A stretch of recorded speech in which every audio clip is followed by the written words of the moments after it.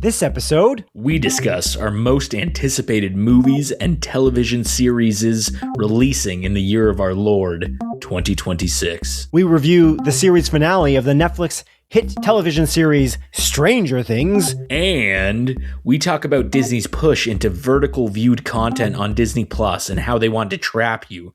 They want to hold you down and keep you stuck in that app. They don't want you to they don't want you to think, they don't want you to feel anything but what they want you to think or feel. You're going to be stuck in Disney Plus forever. You're not getting out of there. You're stuck. You're going to be using Disney Plus Reels, Shorts. You're just going to be swiping up and down on Disney Plus. You're going to be stuck in there forever. That's what Disney wants. It's going to be all AI garbage probably.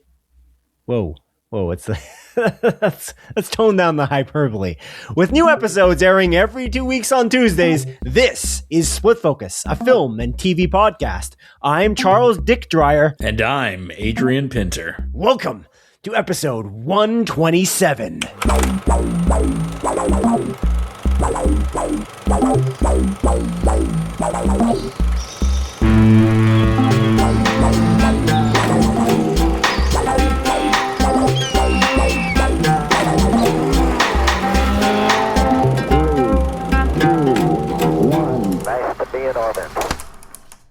You got one? You got a story for me? I don't have a story. Is this really how you're starting this? I don't know. You just hit record and you're like, you got a story? And I was like, what? I don't know. I never said it. Well, I don't have anything. Well, I invited you to New Year's and you didn't show up. And then you said that I wouldn't remember it and not bring it up this episode, but I'm bringing it up. Here we go. Boom. How's your New Year's? I wouldn't remember it. I didn't say that. I don't know. Who cares? How was your New Year's? What are you talking about? When did I say you wouldn't remember it? I wouldn't remember to bring it up. No. Is this recorded on the podcast? Because that's I think so. That did not happen. I think it is. It's like 2 hours and 32 minutes into that episode. I don't think so. I don't think what you're saying is true. Okay. So you're hurt by this? Is that what you're saying? Nah, it's fine, man. I understand. It's cool, man. Don't worry about it. So what you're saying is my social anxiety is a joke to you. Let me write this down. That's a big leap there. That's a big leap there, Simon. I'm not saying it's a joke to me. Garsh, no. Garsh. I'm saying it's a joke. No, I'm just kidding. We're both wearing pink shirts today. I know. Mine's not pink though. What color is it? So it's maroon. Get fucked. We're really starting this episode. It's maroon. I'm not joking. And if you saw it, you'd be like, yeah, that's maroon. Oh. What's your problem? It's like the question of whether the dress is blue or black or gold or whatever the hell it was. God, no. Black and gold and dude, no one's pointing at things and be like, wow, that's such a nice maroon shirt. They'd be like, that's a pink shirt. It's not pink. Yours is pink. Yours is hot. Mine pink. is pink. Yeah, I agree with you there. Mine is pink. We're agreeing on nothing so far, except for that. It's my old Best Buy Be Amazing shirt. Oh, that's nice. Is it signed? No. Oh, okay. It has a hole in the armpit, though. Oh, so it's like a pajama shirt? I don't know if that's coming through. Yeah, this is my lazy day shirt. Sundays are for lazy day shirts. Okay. That's cool, man. Yeah. Well, I'm sorry that I offended you, that I didn't show up to your get-together.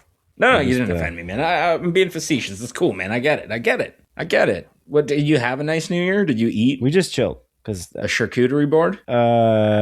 We didn't do a charcuterie board. What did we eat? That's a good question. I can't remember. You ever have like Chinese food on New Year's like they do in the movies? No.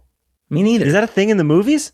Yeah, isn't it like a thing in the movies where they're like, oh, let's get Chinese on New Year's? I used to, when my family was all together and not like separated across Ontario, we used to get Chinese food when shit hit the fan on Christmas Eve. Because my mom would always be so busy preparing for Christmas Day. There's so much prep she put into it. She would had her whole family over. She put so much effort into it. And then we were like, generally we would eat salmon, like a salmon fillet with some, delicious sides at the same time on Christmas Eve. But then sometimes there was like moments where like she would just be fed up because she was working so hard to get the thing, like the Christmas Day all prepped. And then she would just like, she's like, no, I can't do this. And then somebody like my brother would be like, let's just go to the Chinese restaurant and the Chinese food restaurant and go and eat there. And then you're like, what? And so we did that a couple years. It was kind of strange break of tradition. But it almost became a tradition, which is kind of interesting. But I've never seen that tradition of New Year's. Isn't it? You're saying New Year's Eve, not New Year's. Yeah, like You're isn't it like, New you Year's know, Eve. like it's like the two detectives, they're in a hotel room together, they're detecting, and then they're like, oh, let's order some Chinese for on New Year's. It's New Year's Day. That sounds like a detective mystery trope, not a has nothing to do with New Year's Eve at all. Yeah, I don't know. What are you talking about? Let Is that the only example you've got? Yeah, New Year's Eve Chinese food trope. Okay. All right. The Chinese food on New Year's Eve trope, January 1st, in North America stems from Chinese restaurants staying open while others close. Oh, that makes sense. Sure. It's a wise choice. Yeah, because Chinese New Year is on February 5th. Right. Yeah. Yeah, so this is a thing. Okay, I wasn't crazy. That's cool. There's a brief minute there where I started questioning. I'm like, maybe I'm wrong. Maybe I'm just fucking nuts. And well, you got me on the detective. The detective thing was like the worst possible example. There's lots of detective shows and movies where, like, you know, the detectives, you know, get Chinese food out of that, like the little cardboard boxes. That's a classic thing. But I never connected it with New Year's. That's just like a thing they would do. Yeah, I was connected it to New Year's. I want to eat like Chinese food out of a cardboard box. I've never done it. I've never done it neither. I feel like it's a New York thing. Am I wrong? Yeah, I don't know. That seems like a New York thing. We've actually been to New York together. I was going to say I've never been, but we went together like we were there for a few days. Yeah. It was cool. All right, man. Well, now that we both don't have stories and just wasted 7 minutes, let's move on to the. Actually, I'll just welcome the audience, Adrian, to an ambiguous Schrodinger's segment that likes to be called the Split Focus Toppling Totem. This section of our pod is focused upon a particular core topic and might find itself lodged anywhere between any segments of Split Focus, if it appears at all. What will it be? Where will it arrive? Tune in to find out. This episode will be taking a I know what it is. Look. Can I say? Well, yeah, of course you prepped for it. Yeah, this episode... This episode will be taking a look at our picks for the most anticipated movies and TV shows launching in 2026. We've each chosen 3 seasons of TV and or movies, and we'll present them in an alternating fashion. When you said you knew what it was, you meant I'm going to read it off the copy that I sent you? Okay. Yep. Well, that's great. That's exactly what I meant. Excellent. Yeah. But yeah, let's do it. Let's just start with it, you know? Yeah, dude. Let's get it out of the way, man. Let's get it out of the way. Let's get it out of the way. It's a chore. Yeah. This is a chore. Okay, buddy. Yeah. No, I'm just kidding. Okay. I'll send it to you first. Okay. What do you think? I got a few things, man. I got a list of like probably like 12 things here, but I know we're doing 3. So I'm gonna pick a few and kind of leave a few out, even though I'm very excited about them, but I'll probably talk about them later anyways. Okay. So my first thing, Simon, that I'm very excited for this year is Zach Kreger's Resident Evil movie. We don't know much about it, but I think right now, you know, Zach Kreger is 2 for 2 with his horror movies. Yes. I love Resident Evil. I'm very hyped. There's a new Resident Evil game coming out in February, the end of February, for Resident Evil 9, Resident Evil Requiem. And I'm just in kind of a spooky, scary mood. You know, I want to see what this guy's going to do with this Resident Evil franchise, because it's not based on any of the games. Like, he's not doing the same story.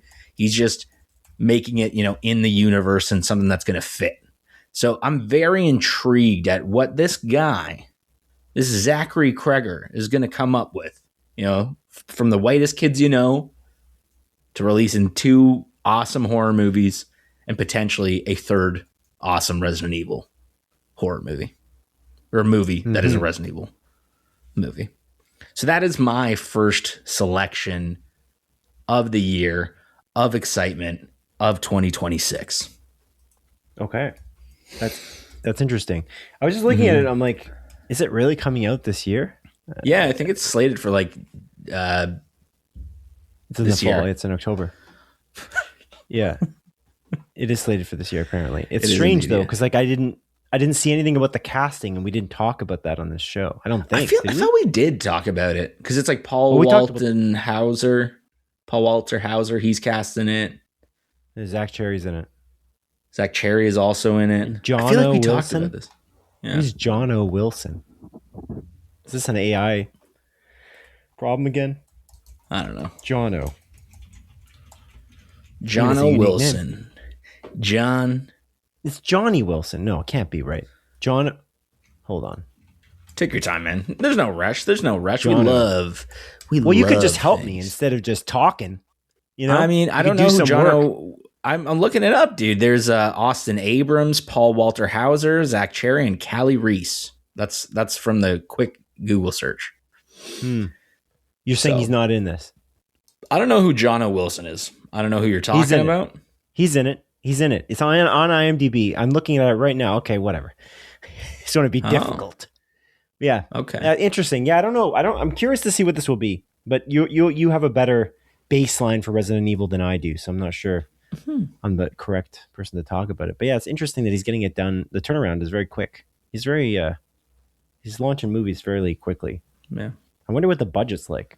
I don't know if that's been announced or predicted, but yeah, I'm not too sure, man. I don't think so. But Jono Wilson, right. Where have I seen this guy before? He was in the hit TV show Raven's Home. I've not seen him, I don't think. Man. I've never heard that name, Jono, before. Oh, he's in Searching. Maybe that's where I saw him. Okay, maybe. Because that's the only movie on this list that I've seen in. I feel like you could have easily picked. I was leaving it for you. Is The Odyssey. Christopher Nolan's The Odyssey. It's very exciting. I mean, I don't think I could be possibly more hyped for a movie coming out this year. It looks insane. There are there's crazy amounts of film being used to create this movie. It's a new IMAX. 2 miles is what you said, and then edited it out. Not 2 miles, way more than 2 miles. Yeah, yeah. Now I can't remember the amount now, and I feel stupid.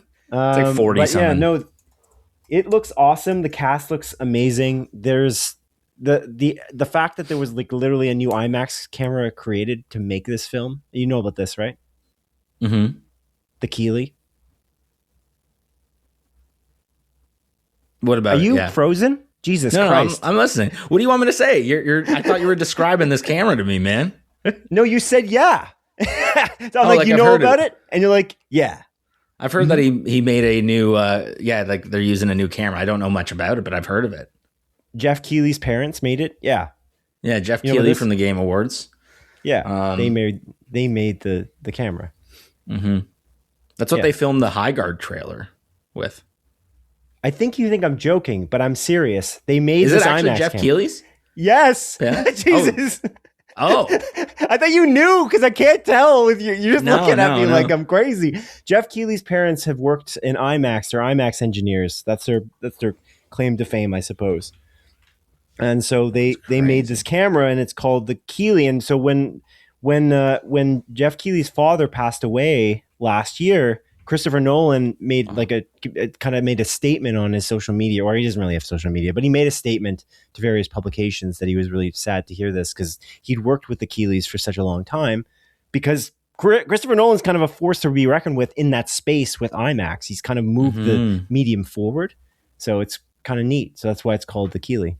But anyway, I thought you knew that. That's why you're like, I'm like, yeah, I don't know. I'm not sure. Are you kidding or not? But I wasn't kidding. He did do that.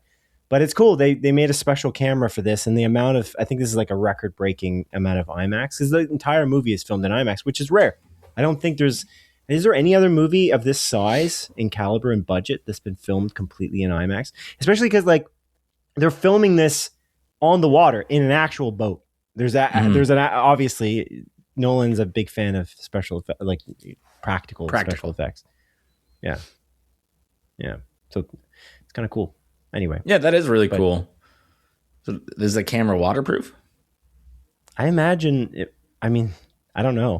That's a good question. But yeah, let me look up how many yards of film. Yards. Why yards, dude? We don't know yards. I actually don't know what the conversion of a yard is to like a number of proper measurement system. Of yards. Yar. The suspense is killing me, Simon. Oh, let's see. 2 million feet. 2 million yards. The nice part about that is that means nothing to me. So 2 million feet. Yards is, I think a yard is 3 feet roughly. So it's like a meter. A yard is like a meter. Yeah, it's not quite though. Oh. To make it confusing. Yeah. Metric is really better in every way. Anyway, 2 million feet of film were shot during the 91-day production, according to this here. That equates to 379 miles or 610 kilometers of film. That's crazy. That's a lot. Yeah, it is. That's really far. How far is it from here to Ottawa? Let's see. Ottawa.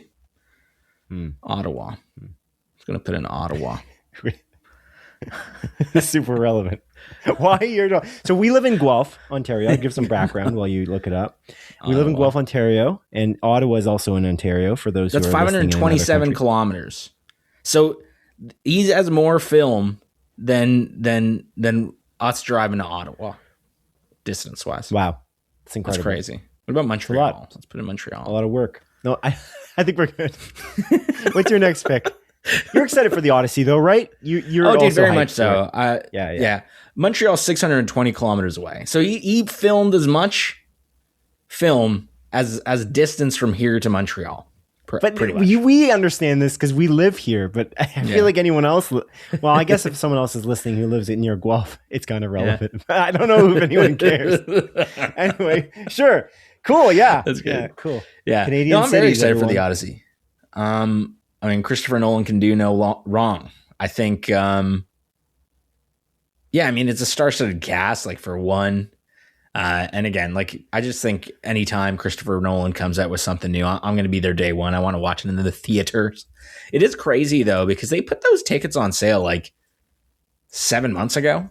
I think, like, they all sold out for the first week or in a bit. So, like, if we're going to watch it, we're going to have to wait a while. Specifically to watch it in IMAX, I mean. Yeah. Presumably, which is a shame, but whatever. That's showbiz, I guess. But no, great pick, man. Great pick. Another thing that I'm excited for, Simon. Yeah. I want to keep this fresh, I want to keep this, not the typical picks, okay? Not the things that you'd expect. Yeah. What I'm very excited for is a movie that's going to come out called The Legend of Aang, The Last Airbender, which is a full-length feature film sequel to Avatar: The Last Airbender, the TV show. Yeah, animated, not animated. Live action. Correct. Important animated. To say. Very, very important to say. Watched moments. Oh yeah, because I forgot there's the Netflix live action that's going on right now. Right. There's also the M. Night Shyamalan movie. Yeah, I never watched it. I don't need to. I don't think. But I'm very excited about this. I'm a huge fan of that series. I didn't get into The Legend of Korra, which is like a sequel series, which is technically set after wherever this movie takes place.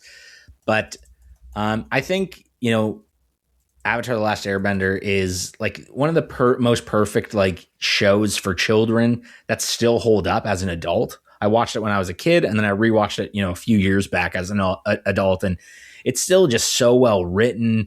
The voice acting is great. It is kind of a shame because I think a lot of the voice cast is recast in the movie because they are aged up quite a bit.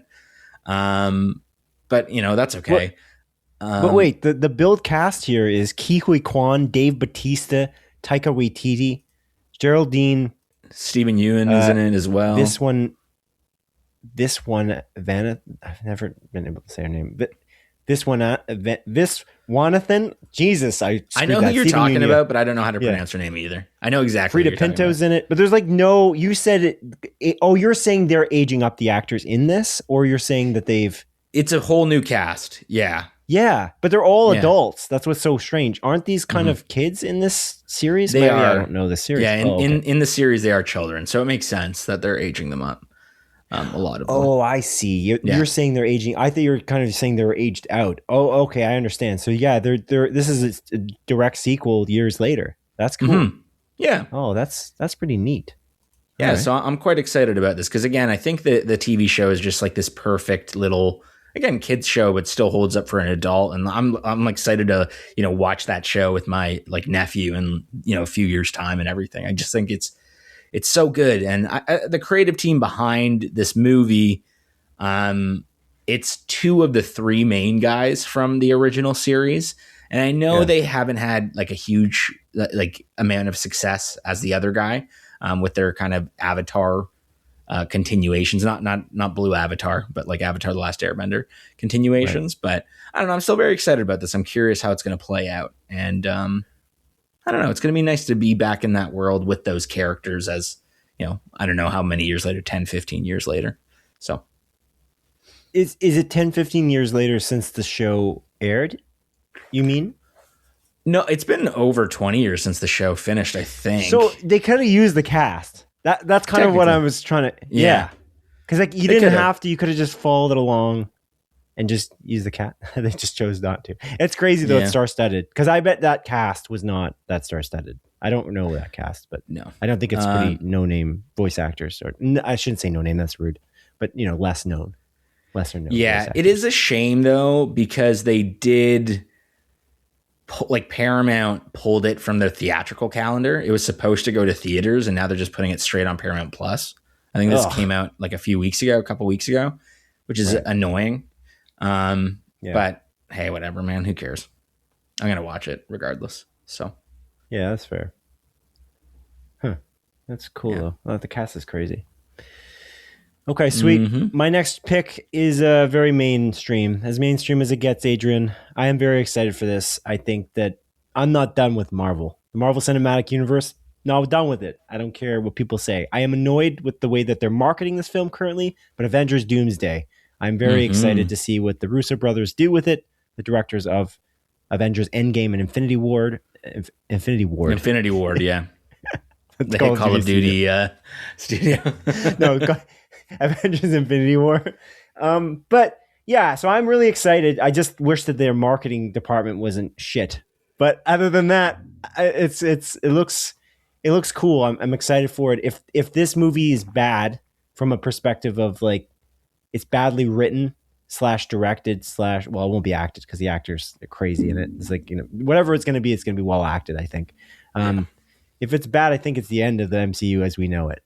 I think if it doesn't do well in theaters, and I think part of that will be if it gets badly reviewed, I think it might not do that as well as it would in theaters. I feel like scores now are correlating more than ever to box office success in some way for Rotten Tomatoes. I don't know if you agree or disagree, but it's not always the case. It's not always a correlation. It's not always at the linear line, but I feel like there is some things that like, I feel like, well, this is a bad example. I was going to say the game Concord, but it kind of got a bad score, and then it did badly, but it also had a bunch of negative hype around it. But there's a lot of like movies and like Morbius, Morbius reviewed very badly. Kraven the Hunter, that Sony superhero thing. I think they kind of have to have they have to have the perfect storm of good press for it to work. And I think that they got to have a good score and good hype behind it to make it work. So the marketing has to kind of all work together, and then it's going to do well.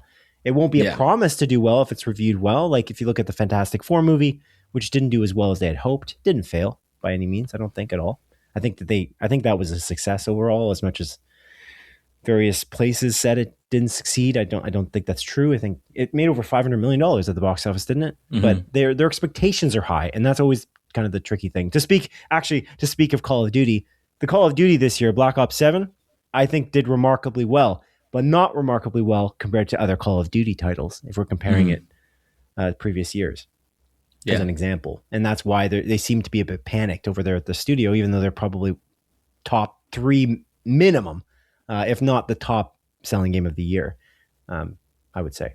But anyway, they are panicked because they put a press release out and said, "Oh, we hear what you're saying and we're listening. We're going to help. We're going to fix it." It feels like that's what Marvel's in, that kind of state. Here's Nicki Minaj. Yeah. Here's Chris Evans. Oh, did you miss Chris Evans? Here he is. It's Steve Rogers. Did you know he's going to be in this? Remember when you already said bye to Patrick Stewart? He's back. Yeah. He's back again, guys. This time it's different. That one I'm okay with. I don't. Because they announced it. They literally announced it with the chairs. Okay. I know they did. That one's not as bad. It's an interesting like trailer, I guess, but it's also just the fact of like this isn't the X-Men, like this isn't in the same universe of the X-Men that we watched, right? Because the Logan universe is in the main line X-Men universe that we watched, right? So it's technically just Patrick Stewart playing the same character but different. Am I crazy? I don't think that's true.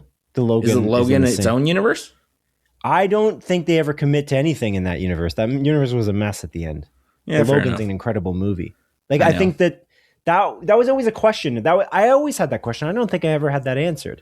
Logan. I mean, you can look it up there if you have a second. But well, I don't. I mean, they talk about it in Deadpool versus Wolverine, where like literally they go like, "Oh, don't worry, like that everything like that universe still happened. This is a different Wolverine that I'm bringing in. Because this is a different Hugh Jackman." That's true, but I don't think they were saying it was the same one. That was a really weird dystopian society. That society was really effed up, wasn't it? Yeah. Messed up. It was, yeah, but it was also in the future, and like, yeah, right. Yeah. So like even if it so they could have put that Deadpool. It could have been the same. Deadpool was all mixed up. It was all the different timelines. Yeah, that was a fun movie. I think that kind of works in this too because you can bring the X-Men back. I think it's a good way to reset it personally. I think that's a good idea to bring those X-Men back personally. Yeah, because you can then reset it properly because then you can do an actual send-off because they always are like, this is a send-off in Days of Future Past. And they're like, this is a send-off in Logan. And then like, this is another weird send-off. That's not a send-off because it's not that good of a movie in the Multiverse of Madness. So they just kept bringing Patrick Stewart back repeatedly. Yeah. It's like, okay, please stop. That one wasn't worth it at all. That like the Multiverse of Madness, like Doctor Strange. So no. We may as well talk about this guy now. Alive. So those trailers came out. They basically at the beginning of Avatar, they had trailers for Avengers Doomsday. Yeah. We may as well just talk about it. Why not? I have it listed in the notes for later. But sure. They also had the Thor one, they had the Chris Evans one, and they had the X-Men one. The Thor one is Thor taking care of a child who's actually Chris Hemsworth's actual child because it's from Love and Thunder. But it's like him praying in the woods. It's kind of cool. Yeah. I actually like that trailer a lot. I would have just been okay with that trailer and the X-Men one and just thrown away the Chris Evans and Steve Rogers. Like, so disappointing that you would reveal that. Because again, is there going to be a bigger reveal than that Chris Evans thing in the movie? I think not. But Hawkeye's haircut, probably. But apart from that. Yeah, he's got a crazier haircut. He's not in it, apparently. Jeremy Renner, although that might be a lie. Because Jeremy Renner said he's not been asked to come back. Maybe he is in it. And that's a little spoil. That's like he didn't want to tell anyone. Although why? Like he's a cool character. I like him, but he's not the leader of the team. He's kind of like it's like saying Paul Rudd's coming back. It's like, okay, I love Paul Rudd in it. I love Jeremy Renner in it, but it's not the earth shattering thing is like the return of Chadwick Boseman, which we said last time.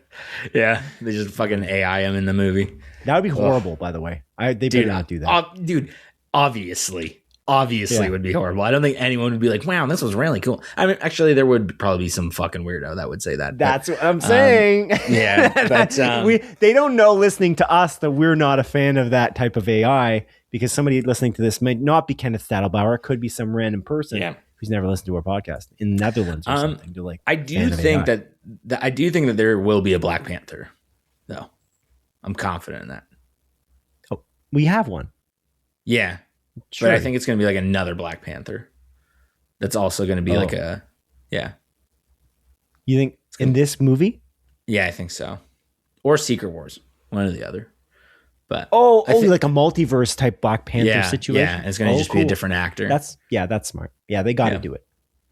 Yeah, I think they'll do that. But yeah. Quick question, Simon, because I was Googling this and this also came up because obviously Doomsday's on my list, right? I'm intrigued. I'm not like super hyped, but I'm 100% I'm going to watch this. I'm excited about it, right? Yeah. Is Spider-Man Brand New Day? Isn't that coming out this year in like July? Am I crazy? That's correct. It's in July. Okay. Yeah, I just had that up actually. Spider-Man Brand New Day comes out July 31st, 2026. Mm-hmm. Yeah, that's interesting because we haven't seen anything about that other than like the on-set photos and stuff. They haven't done any trailer or nothing. So, and then obviously the announcements and everything. I'm curious when we're going to see more about that. What you just said is exactly the thing. There's an element of like, how much are they panicking right now? Like, can you relax? The Doomsday comes out in December of 2026. It's not soon. Mm-hmm. Relax. They're just going so hard. It's like, why are you so panicked? They're like so worried it's going to fail. They're not worried about Spider-Man failing because they're not showing anything. That's the testament to that. That's why we were talking about that 2 weeks ago when we talked about how annoyed we were with the Chris Evans reveal. They didn't tell us about Andrew Garfield and Tobey Maguire in the Spider-Man No Way Home. They didn't do that. They didn't advertise it in the trailers. And they didn't even do it after the movie aired. This is a Sony marketing beat too. Sony's like holding their cards close to their chest, and they're going to reveal the marketing material when they think it's ready. Yeah. That's interesting because Sony hasn't made the best decisions with Spider-Man otherwise, but also this movie is being kind of produced a little bit by Marvel as well. So it's not like Morbius or Kraven the Hunter being 17% on Rotten Tomatoes. A genuine question. You think there's a chance that they're going to have Kraven the Hunter or Morbius or Venom in Doomsday? Played by Jared Leto, Aaron Taylor Johnson, or Tom Hardy, respectively. No. I don't think they're going to be in Spider-Man. I'm just curious about Doomsday. Who's the villain in Brand New Day? Did we know that? No. If we do, I don't remember. So yeah. We haven't gotten. I don't remember. We haven't really gotten Doc Ock in this universe. No. We did, but we didn't. We didn't really. Yeah. Because now we're gonna go. So I think the way I interpret it is Brand New Day is gonna go more Spider-Man mainline as opposed to like the Spider-Man in Avengers. It seems like that's the play. So he's like friendly neighborhood Spider-Man, not Spider-Man with crazy suits and like earth-shattering aliens coming to the planet. So I feel like that's kind of going to be the play. So what's the most mundane Spider-Man villain out there? I don't know. That Rogues Gallery is awesome. So who's the most normal non-alien technology villain? I'm trying to think. I mean, you could bring back Scorpion because they planted that seed in the first Spider-Man movie. They could. That's still a pretty crazy suit, but yeah, he's got a big tail. Yeah, maybe they'll do that though. That is a good call. Big little tail. That's gonna. He's got to deal with it. He doesn't have like the resources because he's got his Spider-Man without no backup essentially. Yeah.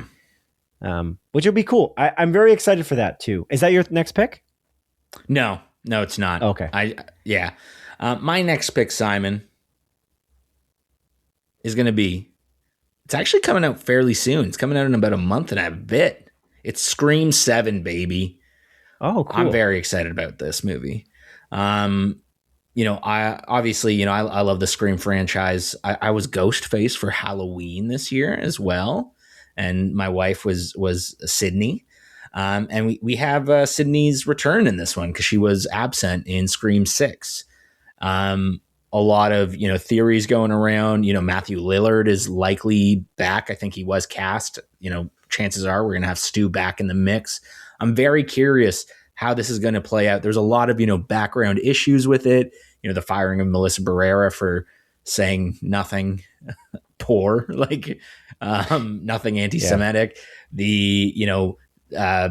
Matthew, oh man, what's the director's name? It was like Matthew something.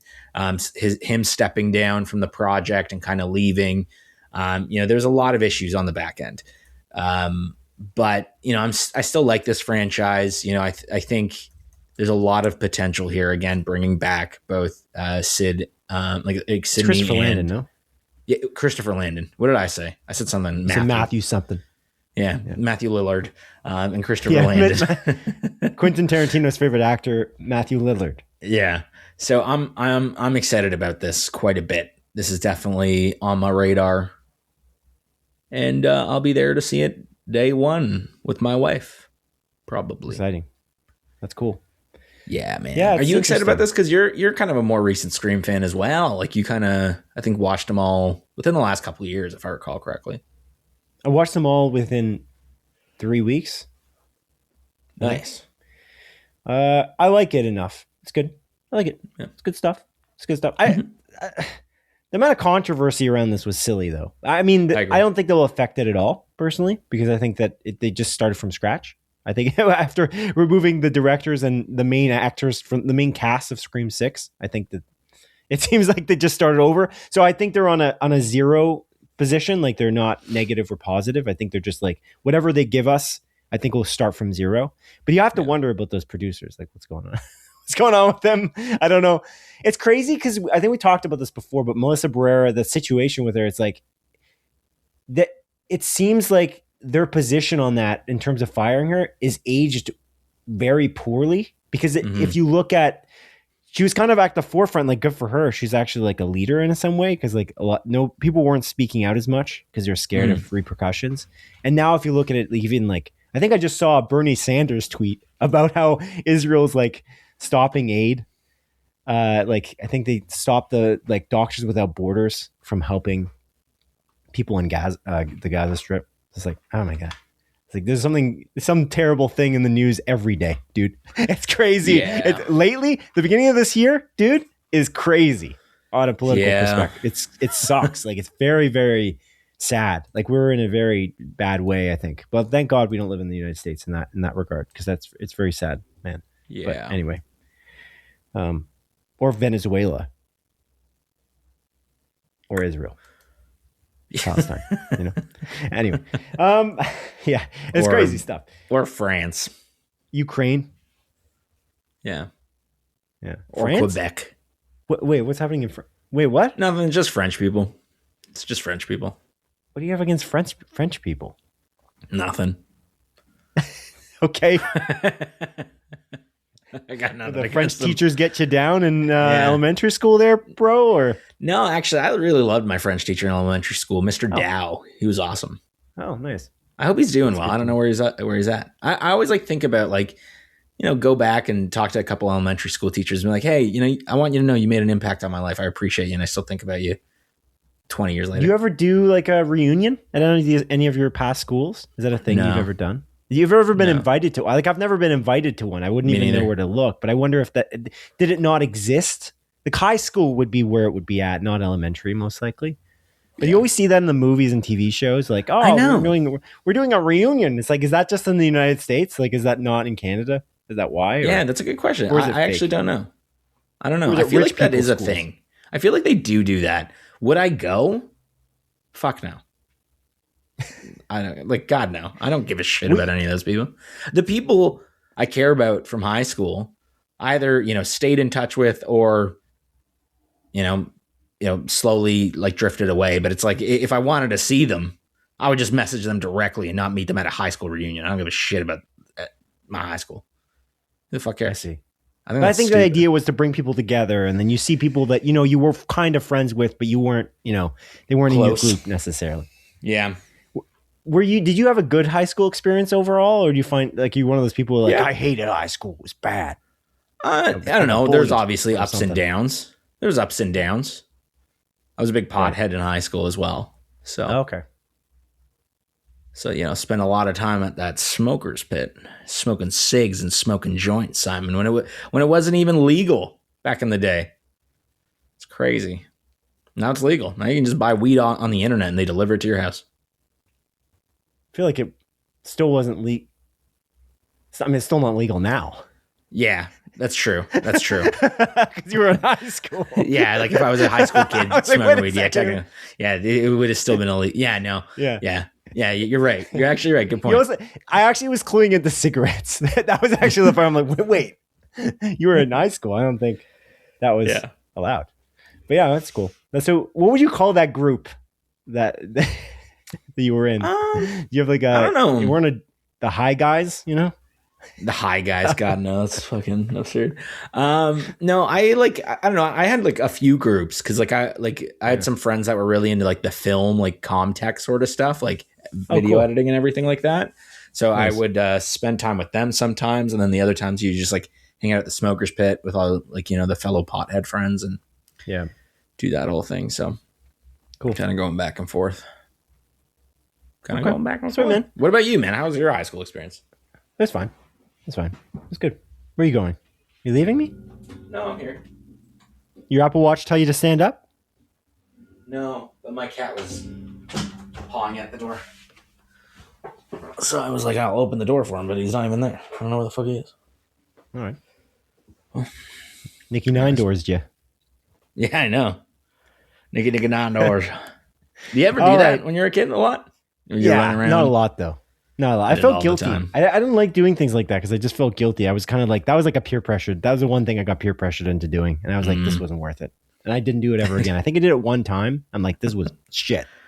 Especially because I did it in my own neighborhood, like on my street. And I was like, what? Now if I get caught, I'm screwed. Yeah. Like you would want to go to a different street. Like go to a street over. Yeah. Don't do it in the street you're in. Yeah, we used to do it because like I lived in like a complex, like townhouses and stuff. So there was like a lot of us, like a lot of kids, and we would just do it in the other townhouses. It's absurd. Yeah, stupid. I got up to a lot of ruckus back in the day, Simon. Yeah, like smoking cigs. Smoking cigs, dude. Smoking cigs and weed, man. Yeah. I still smoke weed. Excellent. All right. My pick is next, right? Yeah? Yeah, man. Yeah, you said Scream 7. Yeah. Okay, so my pick is, I'm just going to kind of bring it all together. Oh, this is my last pick, isn't it? It is. Oh, shit. I got to look at this in more detail. Do I want to pick this? Because this is kind of boring. Just do some honorary mentions after. I know we said 3 and 3, but we'll just do. I know, but I've got so many good ones here. Whatever. I'll pick this just because I'm very excited for it. Just to be a little bit of a boring. I say boring belly. That's idiotic. Dune 3. Boring belly. Oh. Dune 3 is my pick. 3, yeah. I am very excited for Dune 3. I'm curious to see where Denis Villeneuve will take this series. I gotta read the second Dune book so I get some context on it because that's what it's based upon. I think it's Dune Messiah.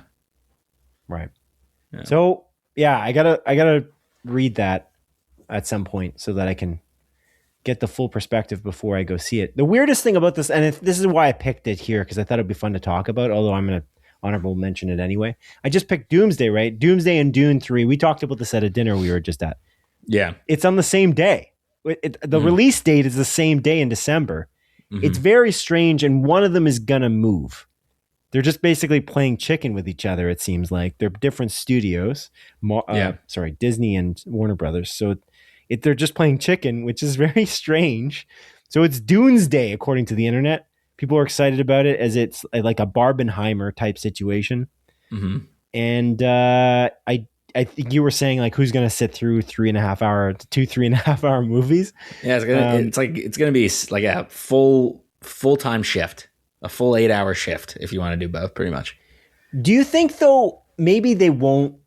They're playing chicken maybe, but they're maybe actually going to release it at the same time. They're just, the thing about Oppenheimer and Barbie was that they were so different.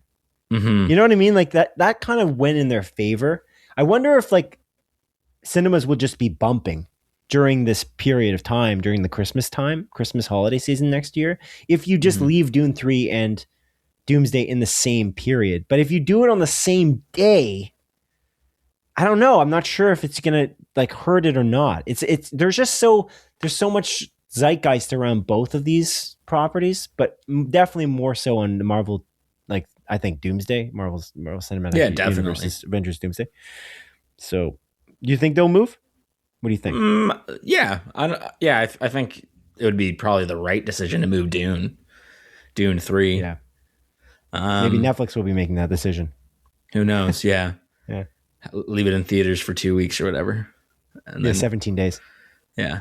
We'll get to that. Yeah, I don't know. I think it would make sense for it to move. I'm curious about it. I'll be honest with you. Like I like the Dune movies. I like Dune 1 and I like Dune 2 enough, but I don't love them. Okay. I think I like the first one more than the second one. Interesting. Maybe I just wasn't in the right headspace when I watched it, but I remember I like kind of left and I was like, yeah, this was good. Like this is good. This is a visually stunning. There's a lot going on, but I was like, I wasn't really that into the story. And like when I felt like it was picking up, it ended. And I was like, man, what the fuck? I was like, come on, dude. I want to see this intergalactic war go on.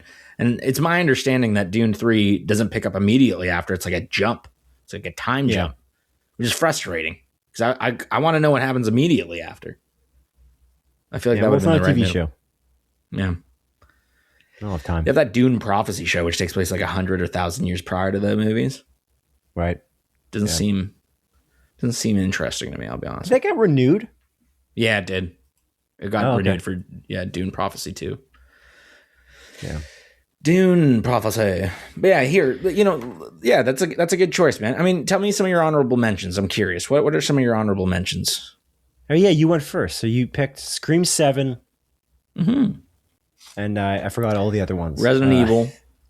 Right. And The Legend of Aang, The Last Airbender. Right. Yeah, you picked some unique ones there. That's good. Yeah. I was trying to keep it fresh. Let's So try to my keep it honorable, fresh. I'll throw it to you. We'll go to you. Honorable mention. We'll do them real quick. Yeah, honorable mention, Shrinking season 3. That's out in a few weeks, actually. Yeah. So I'm very excited about Shrinking season 3. Another TV show that I'm also very excited. Do you want to go back and forth, or should I just list off a few? I can just, you do 2, Okay. I'll do 2. Okay, cool. Yeah, so Shrinking season 3, I'm very excited for, and then House of the Dragon season 3, I'm very excited for as well, which is this summer.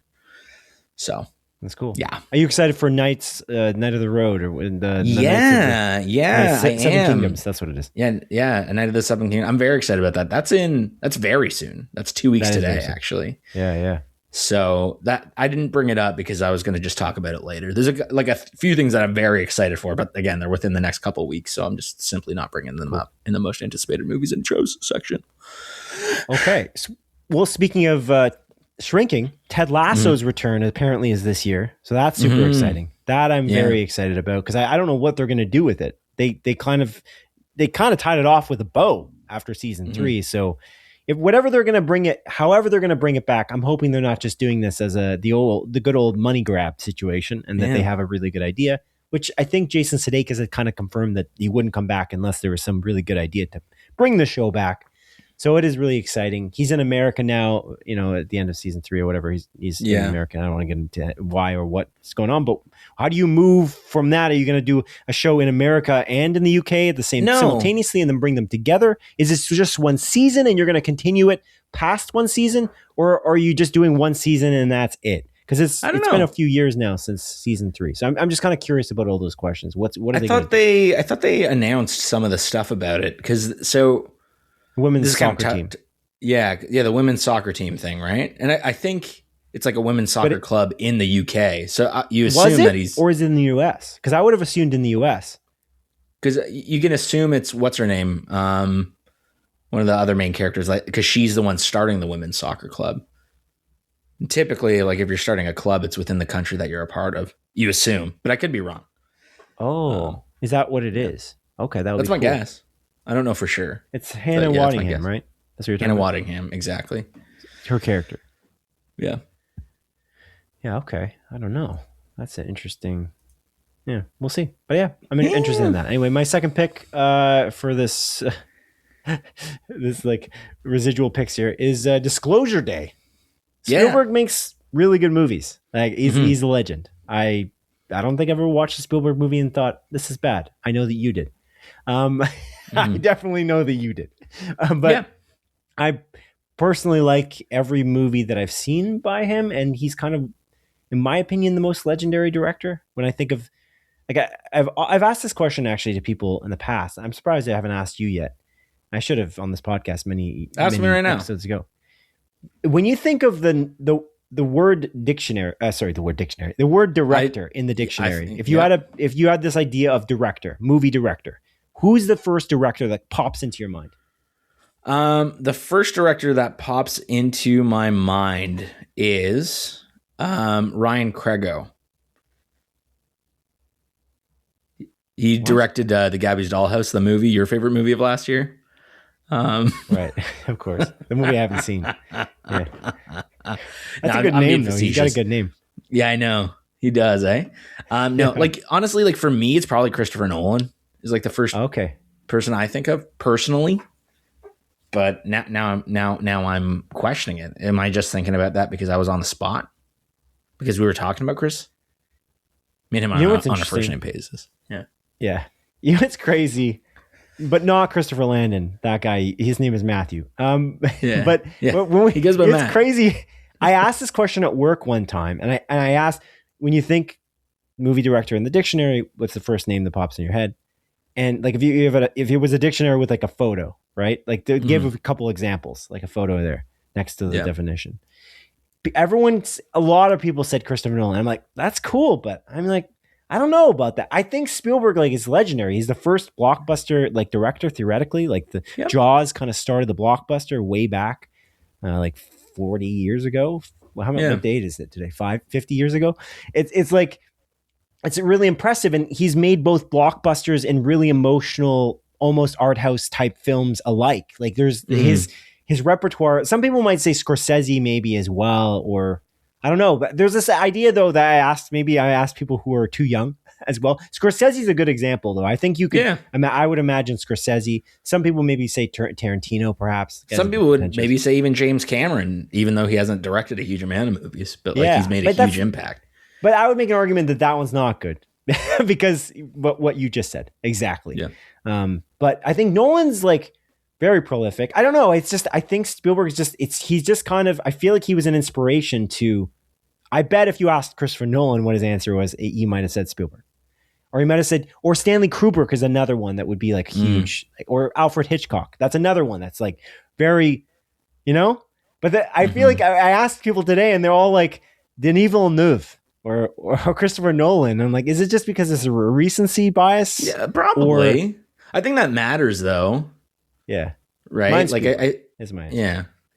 Like Spielberg, I feel like isn't. Yeah, like I get it because like again, Spielberg continues to make movies like he has for so many years, but I think it is just like what's taking up everyone's mind space for lack of a better term, right? Like Christopher Nolan's movies are an event consistently, and they're not like really like your typical like blockbuster movies. All like they're usually fairly intense. But again, then he did The Dark Knight, which is a blockbuster movie. So what am I saying? Yeah, they are blockbusters. Yeah. That's what's interesting about him is he's made consistently blockbuster movies, but they're also very artsy and very like they feel like they've got a lot of depth to them. Like Interstellar, like it's definitely a blockbuster, but it's also very deep. I'm gonna have a sleepover and watch Interstellar. Yeah. Yeah. Okay. That's cool. Cool. But yeah, anyway. Yeah, Spielberg's my answer. But cool. I was curious what you would say. I should have not biased the question by starting it, but you said Christopher Nolan right away. I should have started our podcast with I said Ryan Craigo right away. The director of Gabby's Dollhouse. That's right, you did. Good name. Again, good name. He's got maybe a bright future because of that name. It's very captivating. Okay, well, what was did I give a second one? I did. Oh, Disclosure Day. I didn't say anything about it. Yeah, Disclosure Day looks really interesting. It's really cool. I'm very interested in this. It's kind of going back to like oh my God, I always forget the beginning of the name of this, of the third kind. It's oh my God. Every time I think of this movie, Encounters. Yeah, Close Encounters of the Third Kind. Thank you. Yeah. But yeah, there's that in E.T. But there's like these kind of going back to that kind of interterrestrial type situation, and it feels. I think like spooky. Close Encounters of the Third Kind. I think Denis Villeneuve was kind of inspired by that. He must have been for. What am I thinking of? I know what you're talking about. Yeah. Arrival, yeah. And I think he must have. Arrival's such a good movie, man. So good. I want to have a sleepover and watch Arrival. What's with it has to be science fiction. But yeah, Disclosure Day looks cool. It's really creepy. Emily Blunt is great in everything she's in. So it's going to be interesting. And then the dude from Challengers. Yeah. But you also don't remember. Oh, dude, you want to hear a crazy thing about Challengers? What? Okay, so I'm gonna take a step back. There's this amazing YouTube video from 14 years ago. I know I've sent this video to you. I love this video. It's Potion Seller. You know Potion Seller, that video? No. Like Justin Kurtzkis? It's like Potion Seller. You know? Shit, yeah. He's the writer of Challengers. He's the writer of Challengers. And I didn't put two and two together I don't until remember this video. Maybe it's the title that's throwing me off. I am going but yeah, the name I was thinking is Josh O'Connor, by the way. Potions. You know? No. Send it to me after. I'll make My potions are too strong for you, traveler. No, I don't know this. I don't think how you do sent you me know? this. I've 1,000,000% I sent this to you. He made this video on YouTube? Yeah, 14 years ago. And then he's the writer of Challengers. Oh, that's cool. It is very cool. I put that together like a month ago. I was like sitting, and then I think it was it was like after I watched what's its face, the Wake Up Dead Man. I watched that because it has it's Josh O'Connor, right? Josh O'Connor, yeah. It has him in it, and I was like, oh yeah, Josh O'Connor's in Challengers. And then I was like, on Wikipedia, and I'm like, oh yeah, the Challengers was written by Justin Kurtzkis or whatever. I'm like, wait 1 second, Kurtzkis. And I was like, why is that name so familiar? I was like, I must have seen it in another movie. Of course, this guy has written different movies. And I'm like looking at the list. I'm like, okay, yeah, maybe that's it. And I literally open up my YouTube app, and like one of the top recommended videos on YouTube, for whatever reason, is the Potion Seller video all of a sudden by Justin Kurtzkis. And I was like, oh my goodness. And I love this video. Like, unironically, it's a classic. I've watched it hundreds of times probably at this point. And I was like, oh my goodness. And it just all came together at that moment. It's cool. It's cool. Very cool. He's written a few things for Luca Guadagnino. It's interesting because they were making that Sergeant Rock movie for James Gunn in the DC universe, and that just fell through. But it still says written by on IMDb, so maybe they still use the script. But he did Queer recently with Luca Guadagnino. And that was Daniel Craig, right? Yeah. Did that come out? Yeah, it did. It came out last year. Damn, crazy. He's cool. Like, there's a couple directors that have been. It's him and the dude who did Begonia. They just keep pumping out films constantly, and they're like such high quality. And they almost blur into the background, but they're more indie, I think, and that's the thing. Like, they're not huge budget and they're not blockbusters, so like people don't watch them or pay as much attention to them as they would, obviously, a Marvel film or Tom Cruise hanging off of a plane or whatever. So Yorgos Lanthimos is the director that you mentioned. I was just about to. Yeah. Thank you. Yeah, I'm losing all my names today. It's one of those days. It sucks. I know it. But it's just one of those days. Okay, so what else you got? Give me another 2, and then I'll give you another 2, and then we're out of here. Cool. My other 2, it's Ready or Not, Here I Come, which is a sequel of Ready or Not. That's coming out in a few months. It picks up directly after the first one ends. Really cool. I'm very curious about that. Quite excited. And then the other one that I'm very excited for, this is a Sam Raimi joint, Send Help.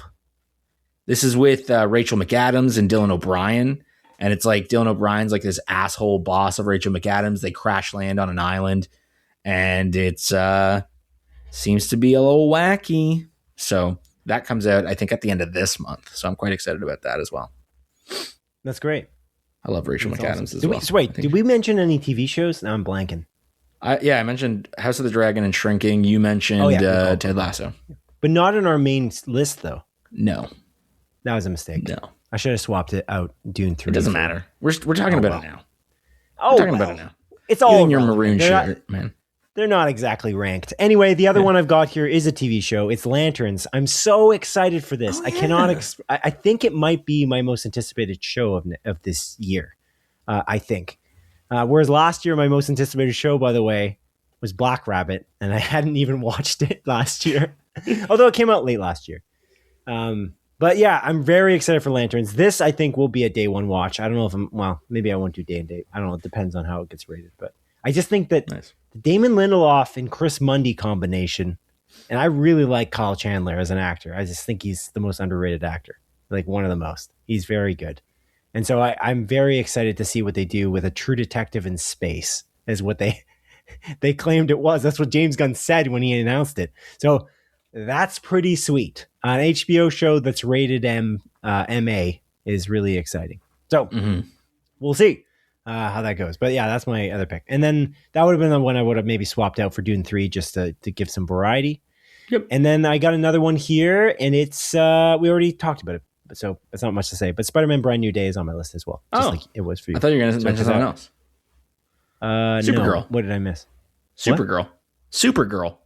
Oh, yeah. I'm excited for that, but I'm not as excited for it. Oh, yeah, because you're a sexist. You hate women. Understood. Cool. Okay. Thanks for that. Yeah. So you have that on your list? It was one of my honorable mentions. I just assumed that you would bring it up. But I didn't, just because... So it's the creators I wasn't as hyped about, if I remember correctly. I just don't know. It's like there's like a blank, kind of a blank... Could go either way. Like at a zero. Like, I'm not sure. Oh, yeah. I know why. Yeah, because I haven't seen many things that this guy's made. It's Craig Gillespie, who's great, by the way. I just haven't watched as many of his movies as to comment on it. He's like the I, Tonya director. And that's crazy. He He executive produced Your Friends and Neighbors. He's a showrunner. Oh, we were just about to start watching that. Nice. Now I kind of want to watch it more. So yeah, maybe I'll jump into that. Oh, actually, no, there is a movie I just watched by Craig Gillespie, actually, Dumb Money. I don't know if I talked about it on this podcast. You did not.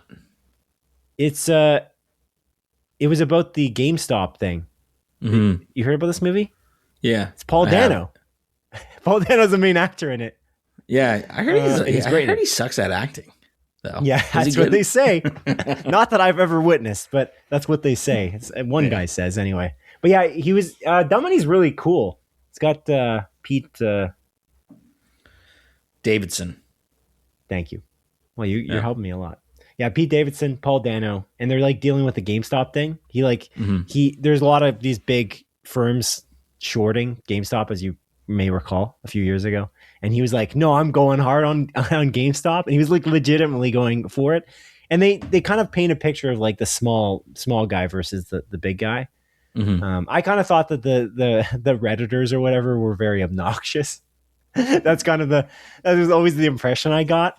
But honestly, it's a little guy it's like David versus Goliath. It's a cool story. It's a pretty good movie. I liked it quite a bit. Yeah, I should check out Your Friends and Neighbors. Is that something you're interested in? I was curious. Like, it's on my list really as well. Yeah, because Apple TV shows are just really high quality, I feel like, as a baseline.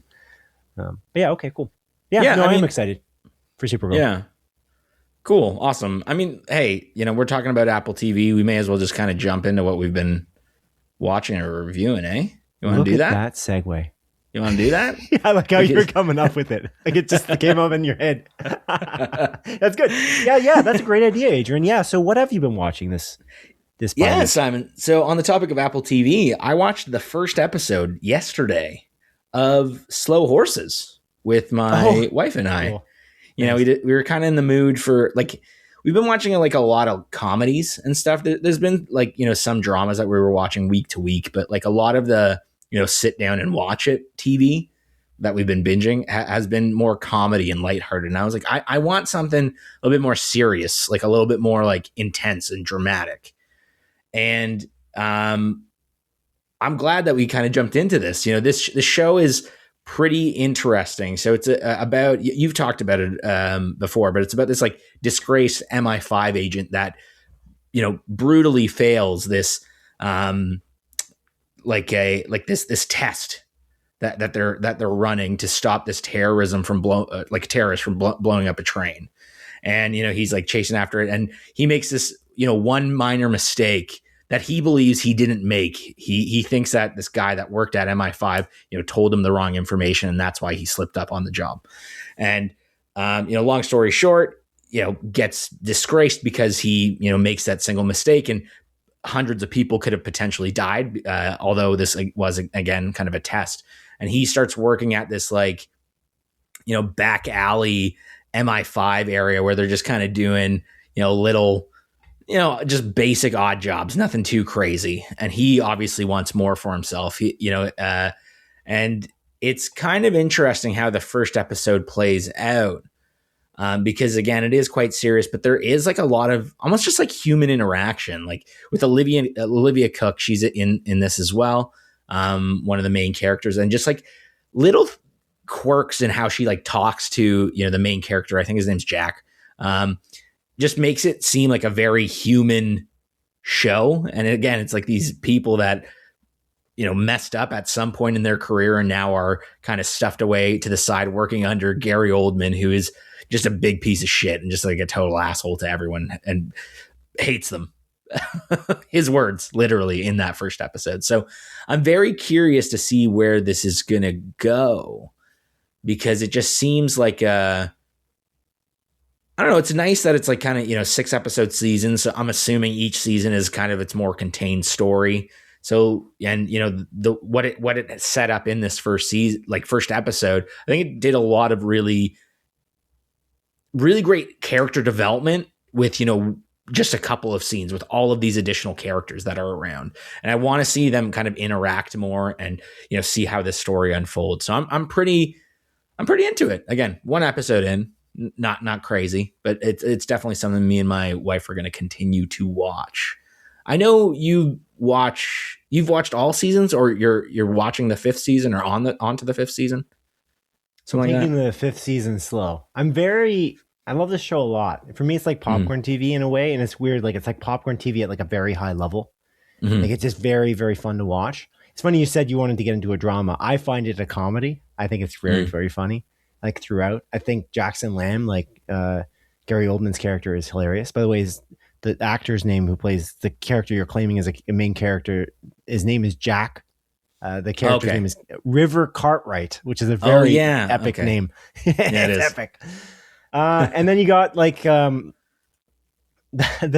the dude I always say is like looked very much like Pope Francis, as Jonathan Pryce, and he does play Pope Francis, and he's awesome as well. He's a pretty legendary actor as well. Like I love Jonathan Pryce. I think he's great. And he plays David Cartwright, who's got like this like kind of like this.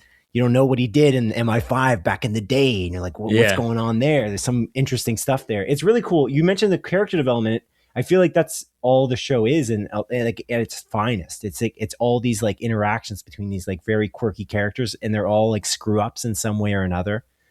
And that's kind of the fun of it in some ways, that they're all like you and me. Like if I was in MI5 type situation, like maybe they shouldn't have been hired in the first place, and they're like put in this like the work. It's like not even the B team. It's like the F team or something.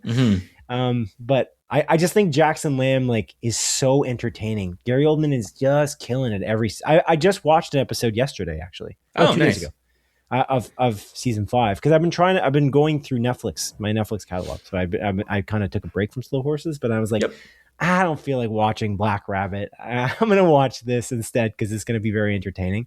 But you'll be interested to know, I don't know if this isn't a spoiler, River Cartwright is not as much of a main character as he seems. It's really much an ensemble, I find, more than anything else. But he is important. Jack Lowden is definitely one of the main characters. But I feel like largely this is like very much all the Slow Horses are kind of given a lot of, as the seasons go on especially, I feel like it becomes less of a Jack Lowden show and more so everyone. Yeah. That's cool. Okay. I kind of like that. That's cool. I think they try to ground it, which is really good in that first episode, especially because they give him like he's really eager, he's very passionate, and he's trying to do his thing, and he screws up with that mistake, as you said. And I think that's really cool because I feel like it grounds it, because the people, when he goes to Slough House, he's in like with all of these people who seem way worse than he is, at least in the beginning. And so like I think that tries to ground it in a good way. It's like kind of what I talked about. I always talk about Parks and Recreation, how I kind of like the first season because the one not quirky character in it is kind of, it grounds it a little bit. You kind of feel you can relate to that person a little bit more when you're going in. I don't know if you recall that one guy who's wasn't in the cast in season 2. No, he's in season 2. He leaves in season 3. Kicked out of season 3. Yeah. But anyway, cool. I'm glad you're watching it, because it's also not much of a time sink. It's really reasonable. It's very respectful of your time. And it's like a regular TV show in that it launches seasons every year, when everyone else is launching seasons like every 2 years for some stupid reason. Well, but the seasons are shorter. It launches more than a season a year, because it just launched season 5. The first season came out 2022, I think. If I saw correctly. At least when I did a quick Google search. Maybe I'm wrong. But it seems like it's at a fairly brisk pace that they're coming out with this. Yeah, it's pretty good. Yeah, it was like there was 2 seasons in 1 year for sure at one point. Yeah, that is a good point. Yeah, it's cool. I'm curious to see when you watch more and when you finish the first season, what you think. But it's almost like there's not enough for me, just because I just, at least in the beginning, because you watch the full season and it's only 6 episodes, and they're not like longer episodes. They're just under an hour. So it's cool. But yeah, I'm curious to see if you also think it's kind of a comedy. It's kind of a good segue for what you were watching. If you're watching a lot of comedies and you're kind of trying to watch comedies and you're kind of moving into dramas, this is kind of like a good segue. It's like a dark comedy or like a dramedy, I guess. Almost like Better Call Saul. I kind of look at it like that. A British, like a drier Better Call Saul, I guess. Yeah, cool. Fair enough. Because, like it's funny. I mean, on the topic of dark humor and British TV, me and my wife, I rewatched it, but she watched it for the first time. The two seasons of Fleabag. written, directed, and created by Phoebe Waller-Bridge. And this show is immaculate, man. I always think of Fleabag so fondly. It's a show about this woman who all her name is Fleabag. They never say her actual name. That is really just kind of down on her luck and constantly makes the wrong choices consciously.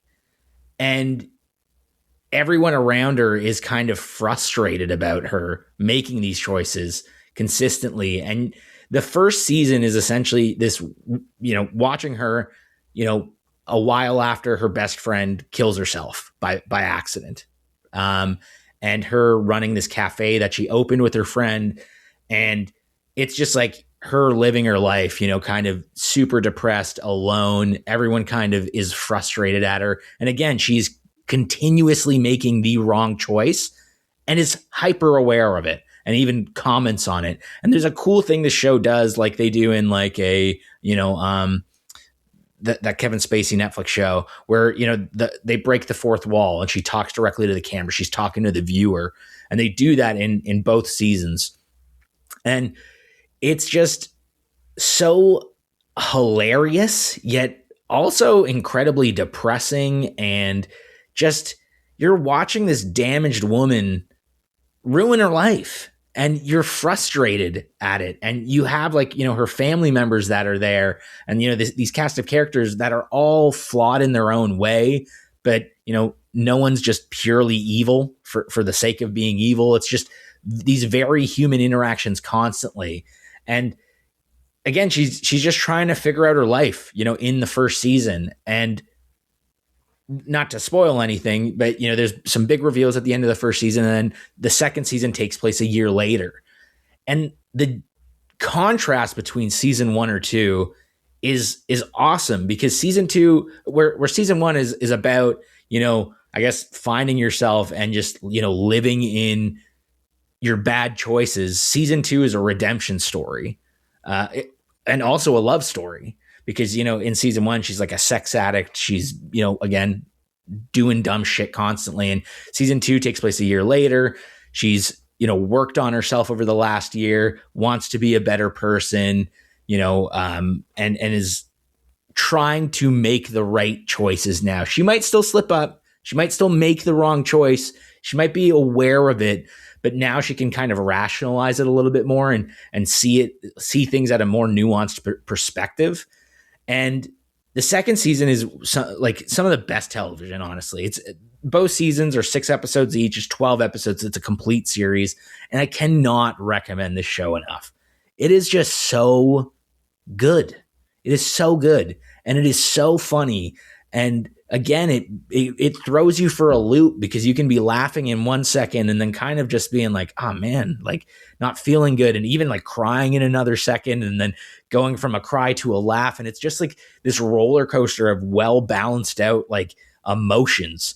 And I genuinely I love Fleabag. I really freaking love this show. And it's kind of a shame that Phoebe Waller-Bridge hasn't really done much since. She was making the Mr. and Mrs. Smith series originally with Donald Glover, and then she kind of stepped down from that. And, obviously she's been I think she was in the new Indiana Jones movie, but I don't think she has a writing credit or anything on there. And I'm just I want more from her, because I think she's one of the most talented, writers and I guess directors and actors that I've really come across.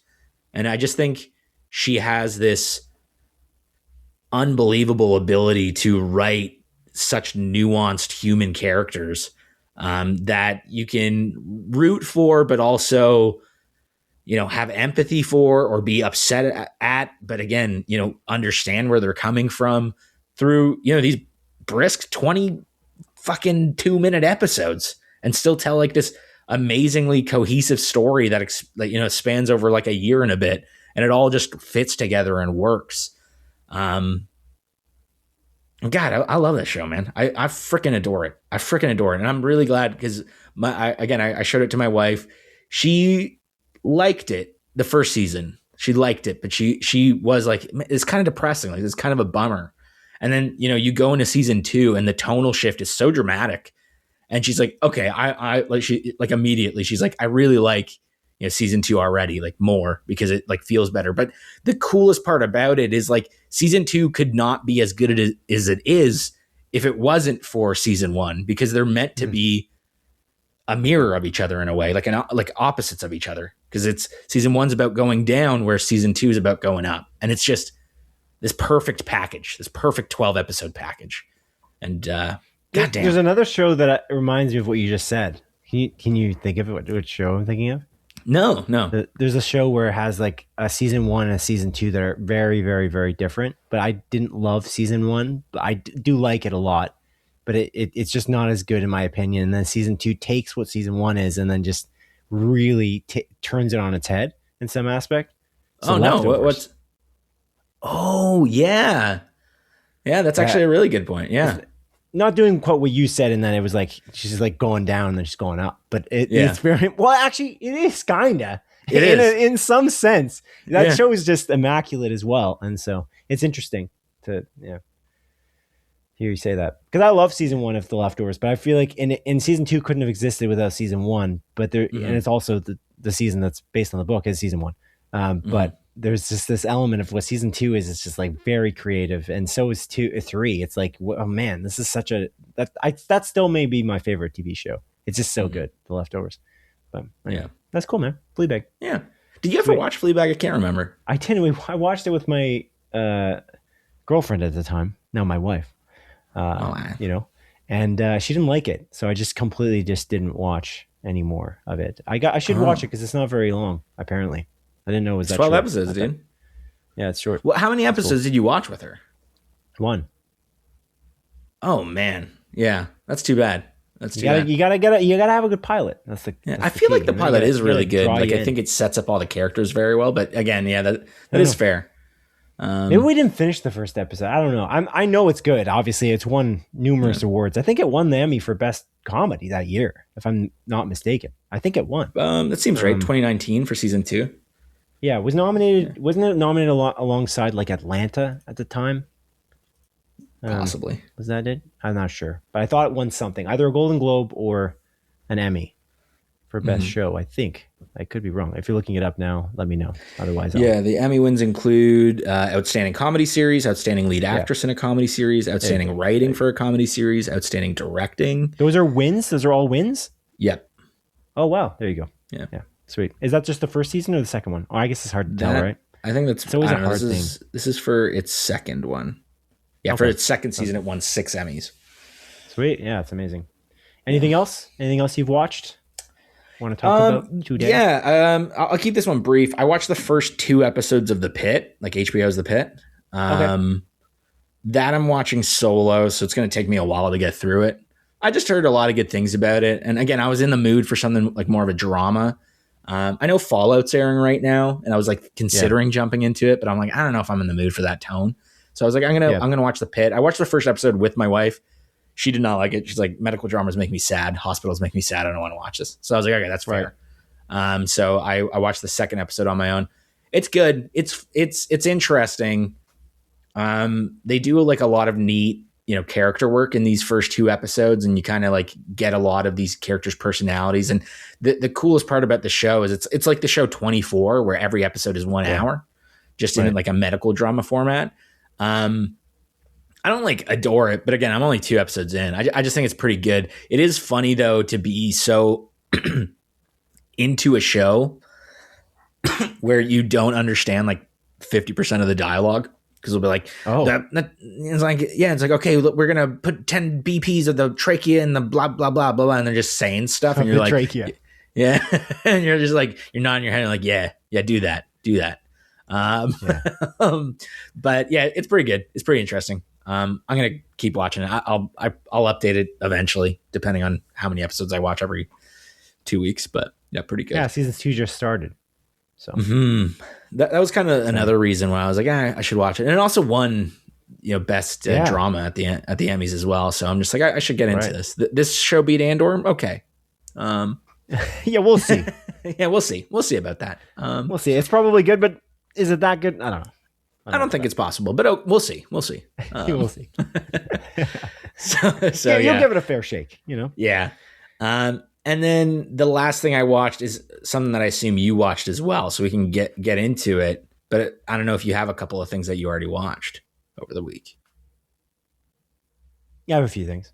Okay, yeah, you want to talk about that before we talk about presumably the Stranger Things finale that I'm going to guess you watched? I did watch it. Okay, cool. Yeah, let's get into that after. Okay. Sure, I'll go through my things. I started watching Black Rabbit. Incredibly depressing. These characters aren't likable enough, and this isn't a comedy. Did you watch Black Rabbit? I watched the first episode, and I was like, I'm not in the mood for this. I watched this like 2 months ago. I didn't bring it up. Impeccably shot. I think it's really, really well shot. I think it seems to be fairly well written from a realistic standpoint, and like the acting is great. Mm-hmm. The issue is the characters are not likable enough across the board, and the main characters are these two brothers. One of them, played by Jude Law, is running a restaurant, and his other brother is like a screw up, and played by Jason Bateman. And I don't think either of them is likable enough. Like, Jude Law owns a restaurant that his brother used to own with him, and there's this whole controversy like, why did he leave the restaurant business? Why is he selling coins? Things like that. And we were like, okay, very strange. It's a very like up and coming restaurant in New York City called the Black Rabbit. It's cool. Again, the way it's shot, Jason Bateman did a great job as director. You can clearly tell. The problem is I don't think the writing is strong enough because you have to create more compelling characters. I just don't feel the characters draw me in enough, and I want to finish it. I do. I'm going to probably, but I don't know if I'm going to finish it on this Netflix run. I think my Netflix subscription will lapse before I finish it. Okay, fair enough. How many episodes did you watch? I don't know. I've watched 2. I just like... Okay. There is a point in episode 2, and I think if you continue watching it, you'll get to the point you'll be like, oh, okay. And there's a point where it's like, it gets really dark, like on a park bench at one point, and I'm just like, okay, I can't do any more of this. Like, I need some kind of, there's got to be some kind of light. Like, there's, like, this is where you say, like, you know, there has to be likable characters or I don't like it. Is kind of like one of your like mantras. I don't think that's true personally. I just think it has to kind of have characters that I can see like where we're progressing. You have to have somebody who's just like, okay, this is a person who wants to do good. Like Breaking Bad does the opposite. It starts with a really likable person and he becomes a little bit less likable, but because we can see who he was before, we can get this idea and be kind of drawn into it. Yeah, but again, it's also surrounded by like this ensemble cast of other likable people that maybe they are. Yeah. So you know, it is interesting. But no, I get where you're coming from because like I watched the first episode of Black Rabbit. And I'm like, something's missing here. I'm like, I'm just not in the mood for this. It was also like an hour and 15-minute first episode, and I like finished it. I'm like, I'm not going to continue this right now. Like maybe another time. Yeah, but I get where you're coming from because like they aren't likable, and I'm not like, I don't know. It's not as simple, you know, like that. It's like, you know, if I don't like the characters, I don't want to watch it. But it's like, you gotta see, like if you don't like the characters and you don't see their perspective, and it's just like a bunch of blah, it's just not great. And especially, I typically mention this in comedies a lot of the time, like, you know, like I forget. I don't know. I talked about this where it's like, you know, like It's Always Sunny in Philadelphia. Like all those people are bad people. Like they're awful human beings, but it's you can funny, judge them. So you can get into it. You know, it's like judgy. I don't see their exactly right. I mean, it's part of the reason why I love reality TV a lot of the time. It's like, you know, a lot of these people suck, but it's like it's fun to watch. Yeah, it's just tough when you kind of you're in it to see these main protagonists, these main characters, like you want them to survive and you want them to thrive, but they're just like, they're making the stupidest decisions, but there's nothing funny about it. You're talking about Fleabag, like she's an unlikable character, but she does pretty funny things. That's part hilarious. Of the, you can break the depression tension. With the, it just feels, I don't know about tension. There's a lot of tension in Black Rabbit. That's a great thing. It does well, but I think the problem is like, you got to break the depression. I feel depressed watching the Black Rabbit, and I've just kind of been more depressed recently, and so watching this at the same time is like, oh my god, I can't do both. You know, I'm gonna like in my free time, I'm gonna watch the Black Rabbit. I'm like, no, I'm gonna play Oblivion remastered. You know, and that's kind of the problem for me. Or watch A Man on the Inside, which is the other show that I completely finished, and I think it's awesome. I think the second season is really good. I think the character Charles Dreyer Dick is just a great character, and is it Dreyer Dick? That's not what? Is that his actual name? No, it's Charles Neuendijk. But my wife was sitting on the couch, and she's like, we paused it for a second. She's like, the main character. She's like, she's like Dreyer Dick. I'm like, who? Yeah, I'm like, what are you talking about? Yeah. And I'm like, what are you talking about? She's like, Laundry Dick. I'm like, that's not better. What are you talking about? And eventually we arrived on the fact that it was Ted Danson's character, Charles Neuendijk, which is clearly not even close to. I was scared for her for a moment, but we figured it out. And so Charles Dreyer Dick, thank goodness, is a very strange name, and I feel like you have to kind of bleep that at some points, depending on the context in the show. But it's really good. I think Mike Schur's comedy and his writing is solid. I think this is a more upbeat season while also diving into very emotional tones constantly. It still kind of dives into the really dark subject matter in some parts, not as dark as the first season, or not dark, but I guess sad. It's not really that dark. It's just really depressing. But I think they did a really good job. I think overall, I really like the season. I like how they spun the idea of what the first season was, and they made him a man on the inside of another organization to try to figure out what was going on. I really like David Strathairn, like from like Good Night and Good Luck, and various other things like the Bourne movies. I think he's really a great actor, and it was really cool to see him in like this side role in this film. Also Nomadland, he's in that too. He's really great. I just think he's awesome. So just see him as like a professor in this, like, oh, it's like, that's cool. I know. I really like the season. I liked it a lot. It was very easy to get into and just move through fairly rapidly. So yeah, I liked it. But yeah, you finished it too, right? Yeah, I finished it too. I agree completely. I think it fixed a lot of the issues I had with the first season. And again, it made it more lighthearted and fun. So yeah. Did you think his name was Charles Dreyer Dick as well? No, I was like, what? That was my confusion. I'm like, I don't think that's right, dude. It's not. Like, it can't be. It's not. It can't be. And I could not figure out what show she was even referring to. And it wasn't. Yeah, we weren't pausing it for that. We were pausing some other show or something. I can't remember what it was, but she just started talking about the show and was trying to like talk about the mystery. But I was like, I couldn't figure out what show it was because she said Charles Dreyer Dick. Anyway, but the other thing I watched just really quick. I watched The Walking Dead to its completion. I'm done season 11. It's over. What a terrible ending. Oh, man. Well, it's not an ending. It's bad. Yeah. It is. It's not literally an ending. It's literally an ending. Literally it is, but it's like figuratively is not. It's not. I guess literally it isn't, and literally it isn't. It is. Yeah. I guess. It's both literally is and isn't. But it is technically because it is the end of The Walking Dead. Anyway, I don't like it. And I don't remember you talking about it negatively, but I thought the last two episodes were written very badly. I'm just shocked about how bad the writing is. The last half of the season was very lopsided. There was a lot of weird shit in it, but I found the last two episodes in particular were like jarring. It's crazy because Josh Hamilton, I think, is like a standout. That guy, he plays Lance. He's like freaking awesome. I thought his performance was really good, but the way his character his arc ends, I'm like, I don't know if this was worth it. I was like, because he's such an interesting, compelling villain. Whereas like the governor lady of that big place is like not that interesting. I don't know. I think they didn't make enough time jumps. They have this problem where they don't tell you how much time passed, and then they talk about it as if years or months have passed. Did you find that? I don't know if you remember that. It's a long time for you. I don't remember. Yeah, unfortunately, like I could not tell you. Yeah, I'm not going. You know what I'm talking? You understand what I'm saying, though? There'd be like no time would pass at all, and they'd be like, "Oh yeah, we're friends with this guy. We've been with this guy forever." And I'm like, "You just met him like it was like over like 2 episodes ago," but it would also no time pass. And it's like, I get it. Weeks have passed for the audience, but I'm watching this all at once. Like that's not how TV shows work. Like you have to tell me how much time has passed. If no time has passed, which it clearly hasn't, don't pretend it has.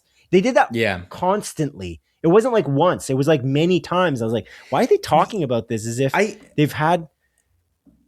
Sorry, go on. No, like I agree with you. I kind of remember that because I think like one of my biggest issues with The Walking Dead, you know, you make a show that one of the key things about it is its willingness to kill off characters and that extra shock value.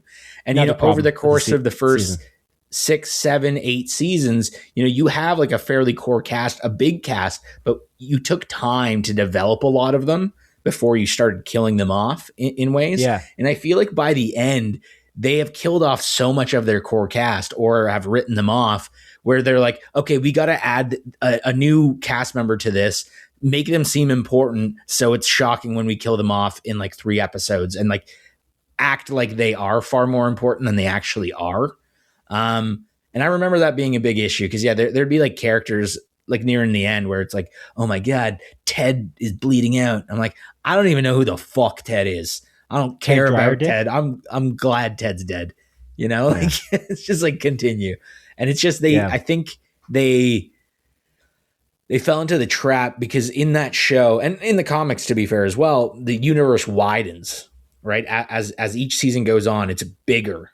And, you know, there's more and more people. So you're starting to spread yourself a little bit more thin. But why? They stopped killing characters off at a certain point at the same pace. And then they announced the TV shows that were going to have these big characters. Yeah. And then there's like, they have serious plot armor that you know they're going to survive. So you're not worried about them dying. But that was a huge problem too. But it's not just that. The characters who aren't in the other shows, who weren't planned to be in the other shows, who weren't announced, those characters weren't even... They just didn't die. And there's like, these actors aren't like huge actors. They're just like people I've only seen in The Walking Dead. I'm like, why are you afraid to kill these characters off? It's very strange. I couldn't figure it out. They would not kill people off in the last season. It was very unusual. They all survived. And then they kept trying to follow these characters. At one point, the dude who plays, what's this guy's name? I actually like this actor very much. He actually plays Red Skull in the Avengers Endgame. Yeah. You know what I'm talking about? Yeah, Aaron is the character's name, right? The guy who plays Aaron. Marchand. First name I can't remember. But anyway. Yeah, he's an Invincible and everything like that. Yeah. Mm-hmm. Yeah, he's good. He's a good voice actor. And he's a good actor in The Walking Dead. I think he's great.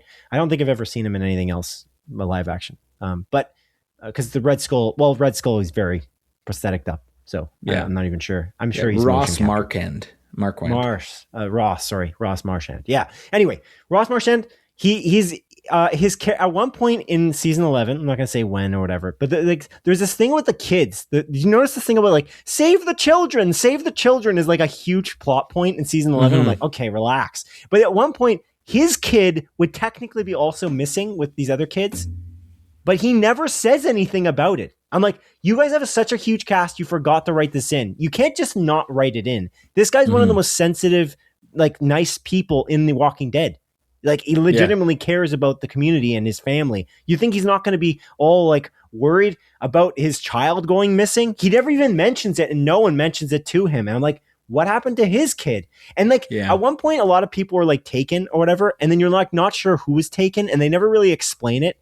And the problem with not explaining it is when you have one of the children who is mysteriously missing, but in the show itself, like you can't see them because you don't see them, but they never mention them. You're like, well, that doesn't make any sense because you've been like embroiling the whole plot in a mystery of like, who was taken? We didn't tell you.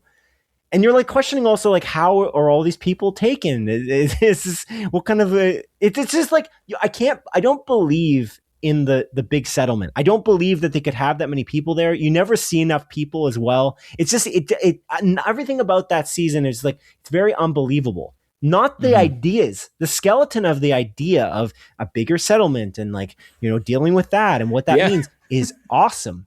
Yeah, I know. It is awesome because there was a comic book written about it and it follows and it does it well. It does it very well.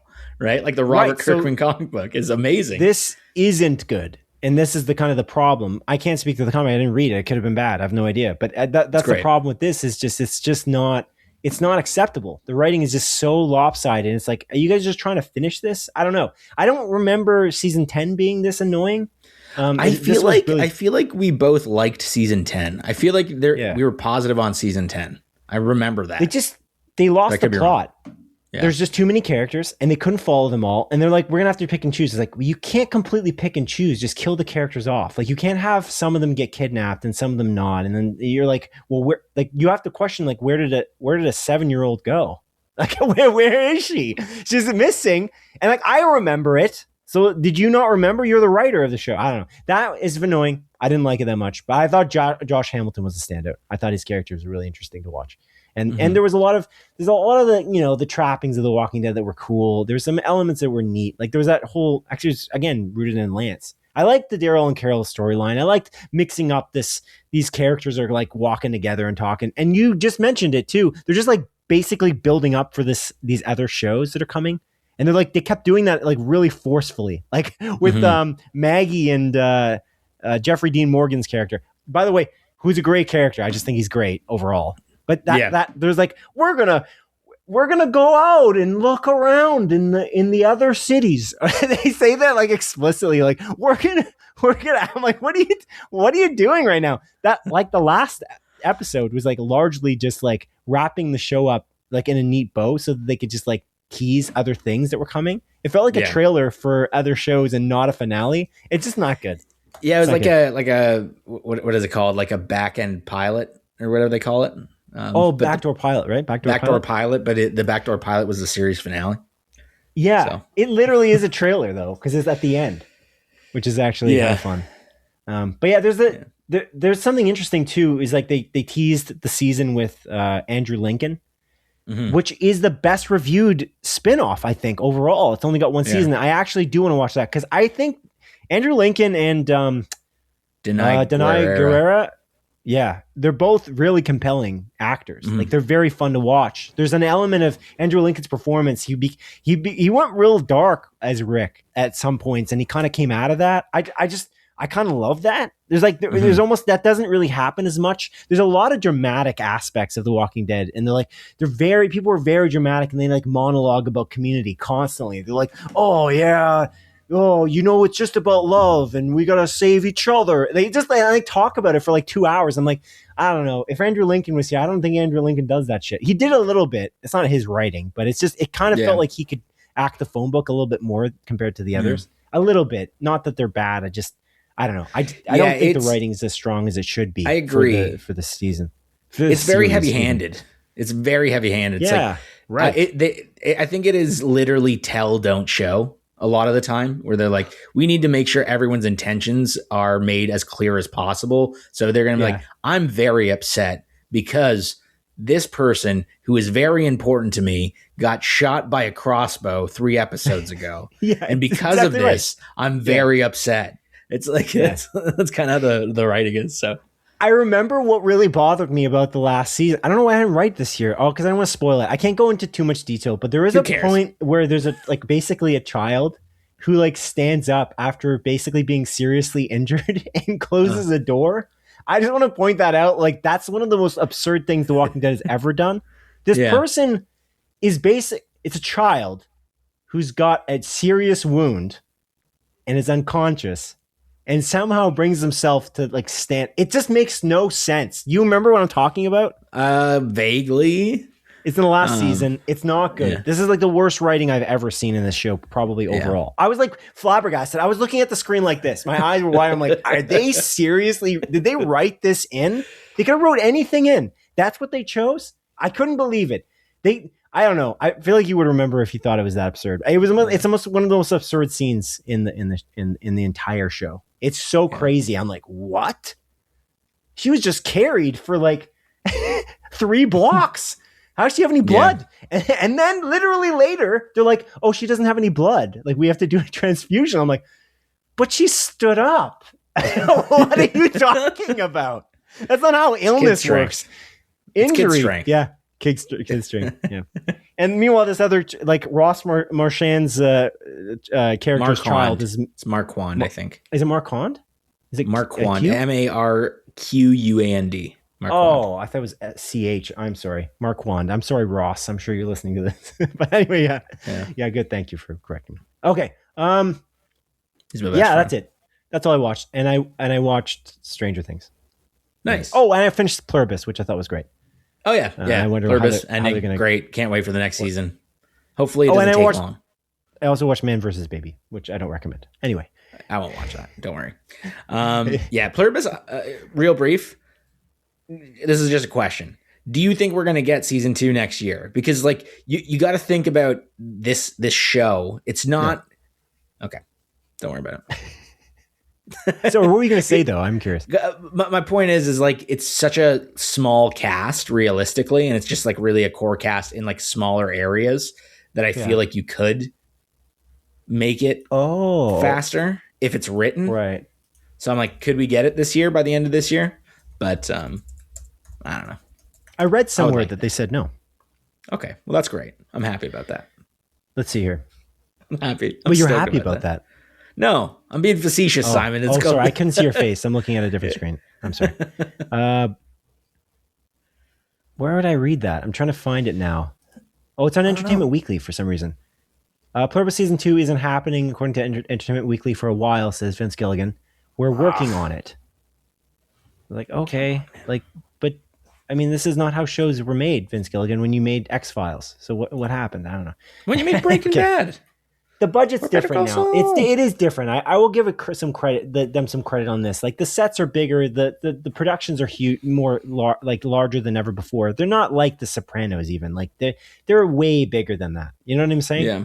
But Game of Thrones kind of did it. Like that's the thing. But season 1 wasn't as deep. Only 10 episodes. I don't know. It's just a different time. It's very weird.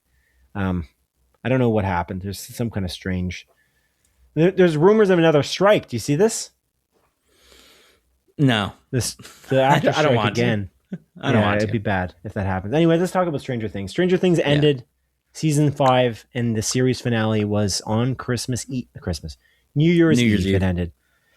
What did you think? I liked it. I thought it was like a nice kind of finish. The last hour of the episode, it's kind of like an epilogue in a way. And I feel like it was a very satisfying conclusion for me personally. I don't think it's perfect by any stretch. I think there's a lot of threads kind of left out. They don't wrap everything up in a perfect bow, which is okay. You don't necessarily need closure on every single character or on every single situation, but they do have enough closure on the main cast of characters. I think there are elements in the series finale specifically that are a little bit, it's very just like people in front of a green screen with stuff going on. And there's like these almost like plot hole elements where it's like, how'd you get up on that cliff so fast sort of thing. Like little things like that, if you understand what I'm referring to, Simon. But I think as a whole, I did really like it. And I thought, again, the ending and the last kind of conversation with the kids was amazing. And like, it brought a tear to my eye. And it's nice to kind of have this, 5-season story come to an end. And again, in my personal opinion, be done pretty darn well. What did you think about this? I think this is one of the better finales that I've seen. I think that it's really excellent. I think that the way it ends is really, really great in some ways. And I think the Duffer Brothers say this. They take some inspiration from the way that the Lord of the Rings Return of the King film ends.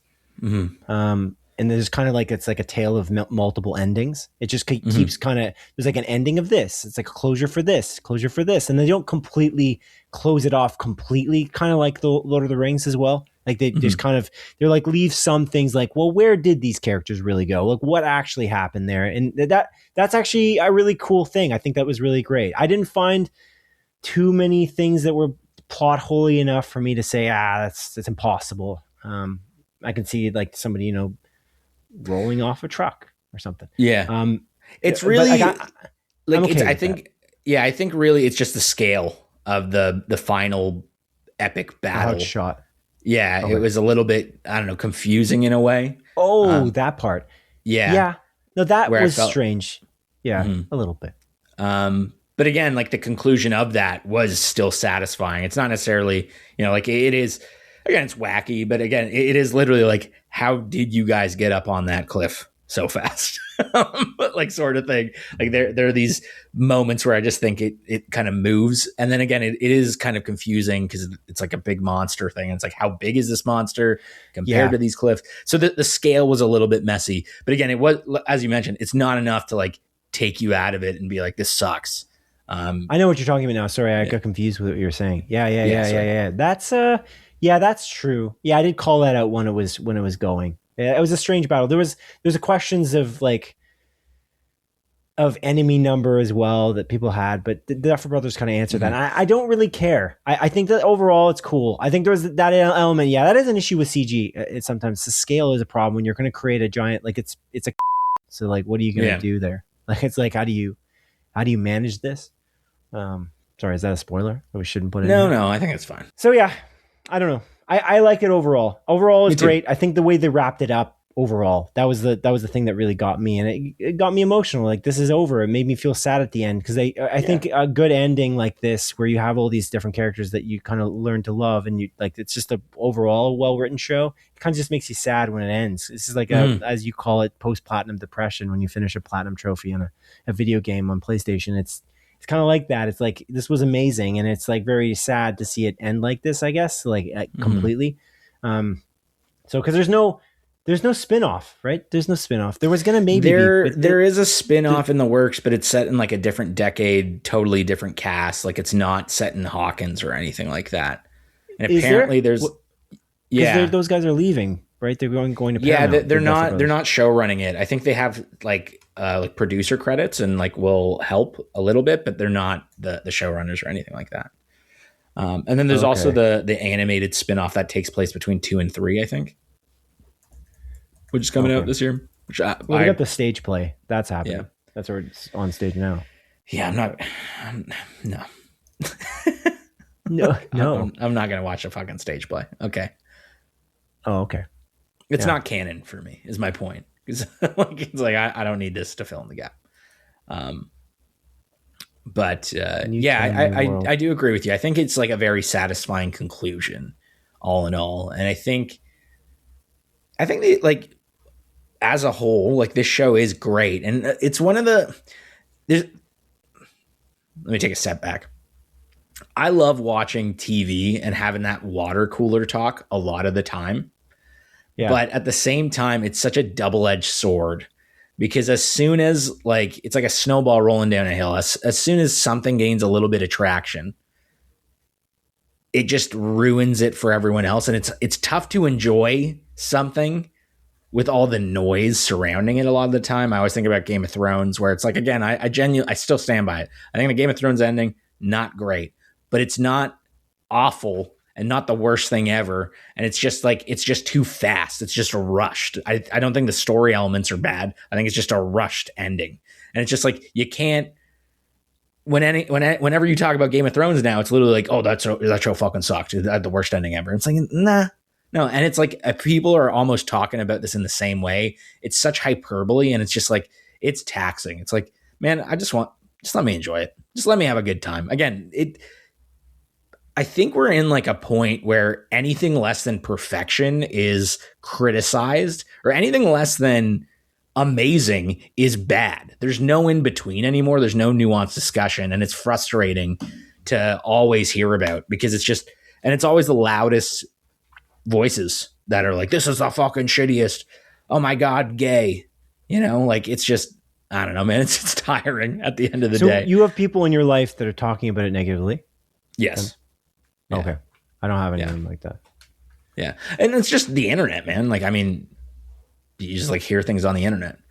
What is perfection though? Like, it's art. Like, there's an element of like, I don't know. It's something interesting, because like, if the Breaking Bad finale come out this year, would people be upset about it? You know, people largely, I think, thought it was good. But I wonder if people couldn't be satisfied because it's ending, and this is just this huge thing. The problem with Stranger Things too, that Breaking Bad didn't have as much, although Breaking Bad spread out the last season into 2, and they spread it out a bit more, like in terms of time. Stranger Things had the issue of time being an issue. You create something with an insurmountable hype when you spread it out like this. don't do this is our lesson, like, because it's kind of the lesson. Like, Severance is going to run into this problem. People are going to be disappointed in the answers 100%. at the end, even if they're great, because it doesn't matter, because people are building up this hype in their mind. Grand Theft Auto 6 has a huge uphill battle potentially, because they delay it 55 times, although I think it'll still be great because they have $2 billion into it. But still, there's an element of it. Like, it's really like, stop doing this. You don't have to hype it like this. You could. For a TV show, Grand Theft Auto is a little different. It takes more time to make. I mean, they had the choice to not hype it the way they did. But for Stranger Things, like, did you have to spread it out like this? I don't think you did. I know that there was a strike, and so that probably put a wrench into your plans. But it sucks. Like, just stop spreading it out if you can avoid it at least a little bit. Netflix has the money, so what are you doing? So I don't know. I feel like that could have been part of the problem. But I wonder if it's just like there is no perfection in the finale. You're not going to give everyone what they want. It's just not possible unless you're going to, like, I was going to say go the way of Rise of Skywalker, but I don't know. I'm not sure. Like, did the fans shut up? The most annoying fans maybe shut up for that, right? Because it's reviewed well on Rotten Tomatoes. The audience score is high, right? For Rise of Skywalker. I don't think so. Is it? I think I feel like everyone I talked to, I feel like Rise of Skywalker was everyone kind of getting together and understanding, like, oh, this sucks. All that the people went that way like too Last far, Jedi, though. My point was fan service is the issue, right? It's 86%, dude. It's really high. But that's like it's bullshit. Wow. It doesn't make any sense. It's the most absurd garbage, and it's how many thousands of people have reviewed it. It's so 50,000 plus verified ratings, 86%. What are we doing? How is that possible? Yeah, it makes no sense, because Rise of Skywalker is a shit. It's a shit out of a butt. It's not good. It's bad from like multiple angles. It's not bad because of like one or two reasons. It's bad because of the whole package together. It panders. It's a pandering mess. It's pandering fan fiction. It looks like somebody who was on like a Reddit for Star Wars wrote it himself. Like, it's just not professional. Yeah. It's unprofessional is the way I would describe it. But that's what I was wondering. Like, for Stranger Things, what did people want them to do? Did they want fan fiction?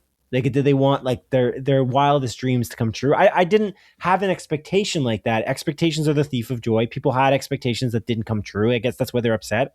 I don't know. I am not as online as you, though, so I feel like maybe that helps me a little bit in that I didn't see the criticism. It's just memes, man. It's just memes. That sucks. Yeah. Yeah. But anyway, I thought it was great. Overall, I thought it was a great ending. I think it surprised me with how I feel like they took their time with it, and they had the extra time to make it in terms of the actual episode size being 2 hours. I think that they had the time to really spread it out and, again, do a Return of the King type ending. I think that was awesome. That element was really cool. I was just sad because it was over. And anything ending like this, when it's this many seasons and this many years, it started in 2016. Like, it's nuts. It's 2026.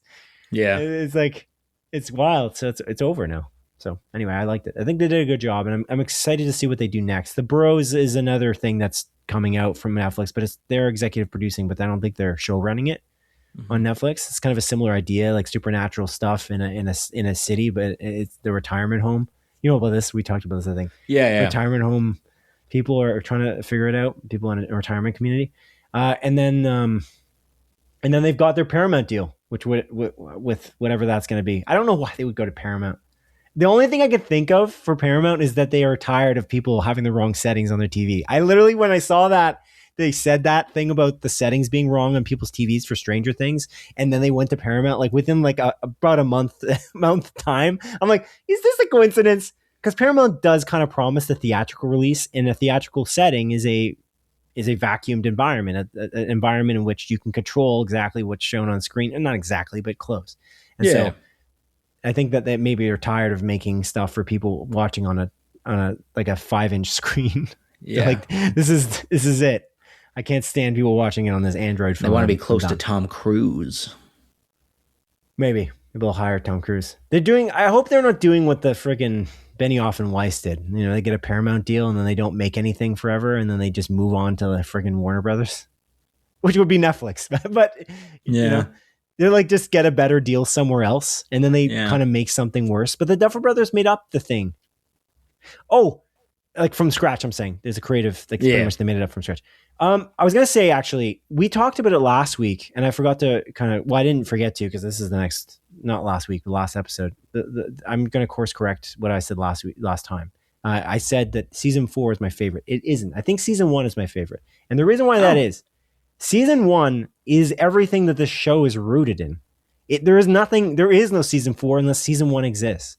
And so I really love season 4. I think it's my second favorite season, but because of the nature of the music, which is iconic. And like, when you think of that, even that title sequence and everything that is, and these kids, they're playing D&D and everything's rooted in this concept.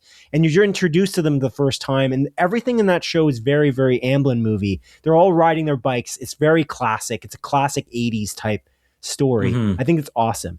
Season 4 is a close second. I just think it's really excellent, but there's an element of like, you wouldn't have it without this. And I think that season's good. I had this discussion with a work colleague about season 1 and season, like all the seasons and ranking them. And they were like, season 1 and season 2 are the best and everything else is bad. I'm like, season 2?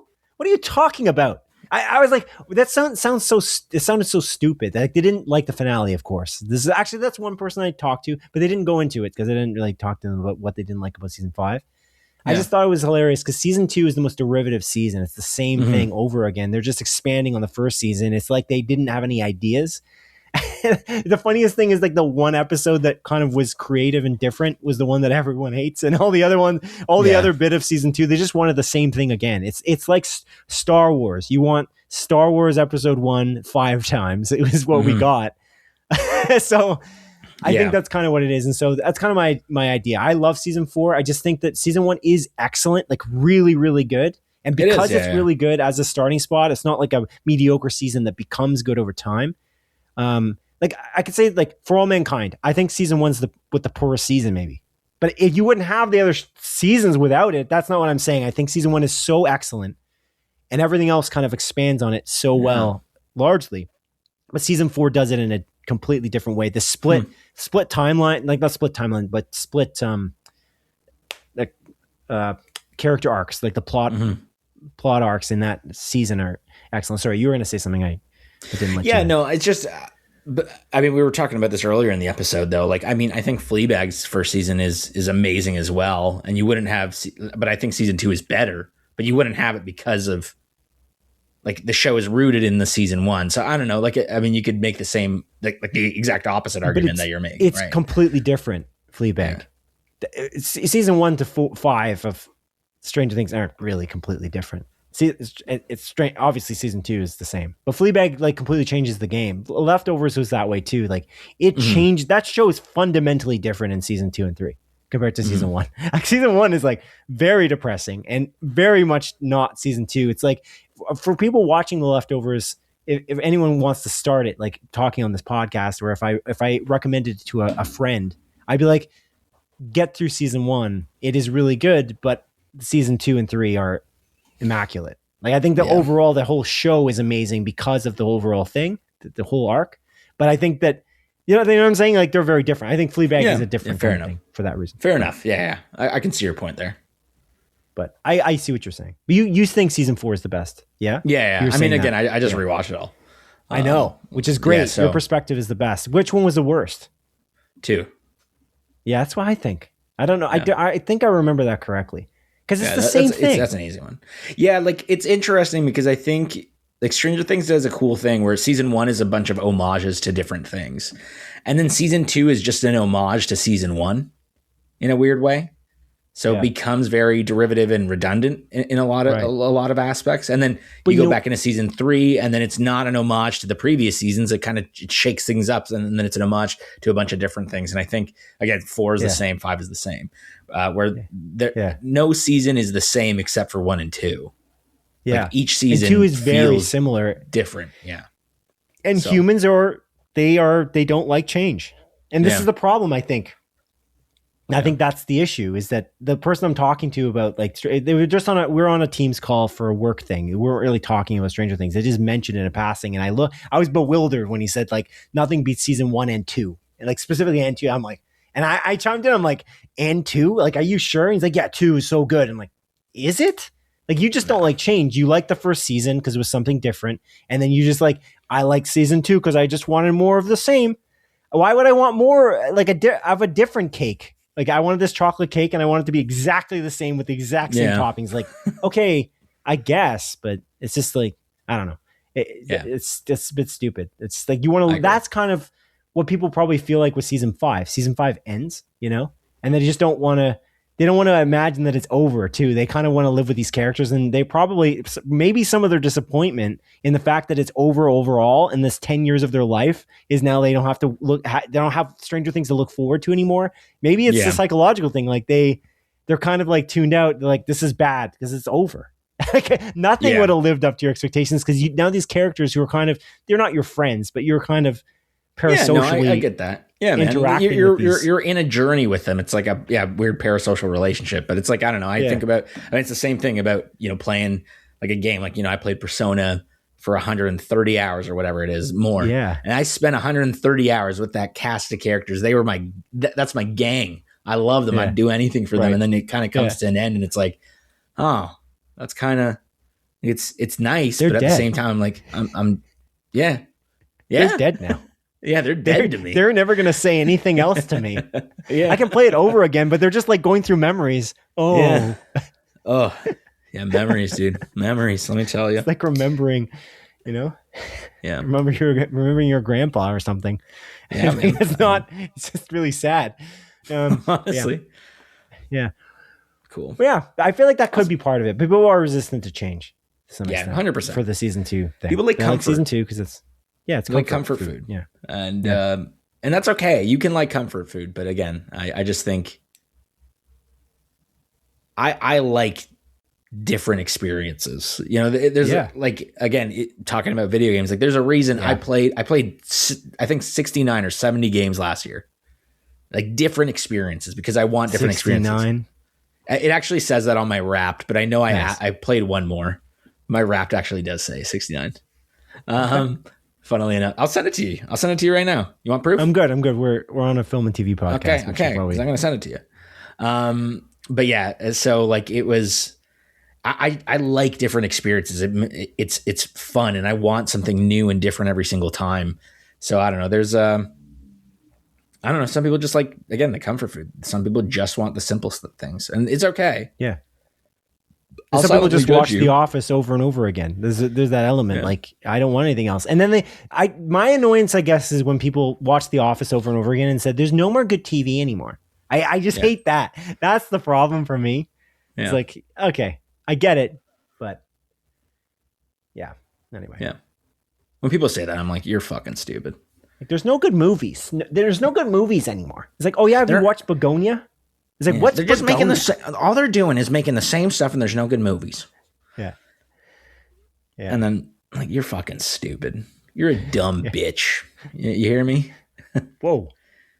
That's what I say to them. There's not enough white people. There's not enough white guys in this. Yeah. There's no more white people in these anymore, in these shows. What happened to all the white characters? I haven't seen a single white charter. All the white straight people. Yeah. There's no gay people in the 80s. Yeah. Anyway, let's move on. Okay. You telling me gay people exist in this universe? That's bullshit. That's ridiculous. They don't even exist in mine, okay? Yeah, exactly. Yeah. All right. Okay. Well, it's time now, Adrian. Unless you have more to say about Stranger Things. No. I think that's good. We're done. We're never talking about it again. Yeah, because it's going to be too sad. Yeah. It's going to be too sad. All right. Now on to the montage, a sequence of our show in which I briefly present at least 7 of the bi-week's smaller news stories as Adrian delivers a brisk verdict. Number 1. As Deadline has reported, actor Danny Ramirez has dropped out of his role as Manny Alvarez in the HBO TV series adaptation of The Last of Us. Although Ramirez had already appeared in Season 2 of the hit series, his role will need to be recast for Season 3 due to scheduling conflicts. Probably Secret Wars, I'm going to guess. Because he's Falcon. He's new Falcon now. Yeah, possibly. So I'm guessing that's why. Which is kind of a shame. I feel like he was really good cast for Manny. But again, very brief. He's in it very briefly in the Season 2. So yeah. Number 2. Writer-director Paul Thomas Anderson's One Battle After Another won Best Picture at the Critics' Choice Awards on January 4th, 2026. Wow, good for you, Paul. Proud of you, Paul. Number 3. Netflix has renewed Lily Collins' starring series Emily in Paris for a 6th season. She was in Rome for a while, which is crazy, even though it's called Emily in Paris. That's not a joke. Yeah, did you watch it? No.